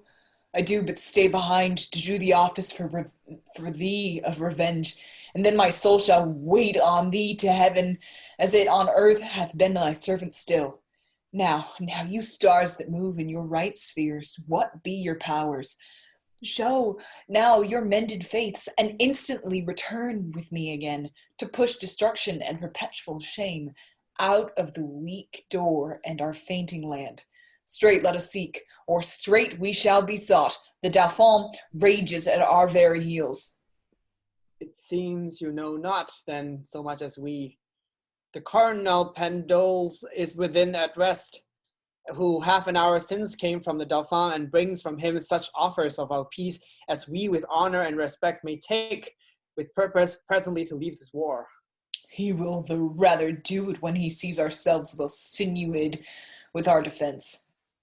Nay, 'tis in a manner done already, for many carriages he hath dispatched to the seaside, and put his cause and quarrel to the disposing of the cardinal, with whom yourself, myself, and other lords, if you think meet this afternoon, will post to consummate this business. Let it be so, and you, my noble prince, with other princes that may best be spared, shall wait upon your father's funeral. At Worcester must his body be interred, for so he willed it. Thither shall it, then, and haply may your sweet self put on the lineal state and glory of the land, to whom with all submission on my knee I do bequeath my faithful services and true subjection everlastingly. He kneels. And the like tender of our love we make to rest without a spot forevermore. Salisbury, Pembroke, and Bigot kneel. I have a kind soul that would give you thanks, and knows not how to do it but with tears. They rise. Oh, let us pay the time, but needful woe, since it hath been beforehand with our griefs. This England never did, nor never shall lie at the proud foot of a conqueror. But when it first did help to wound itself, now these her princes are come home again. Come thee 3 corners of the world in arms, and we shall shock them. Naught shall make us rue, if England to itself do rest but true. They exit, bearing the body of King John.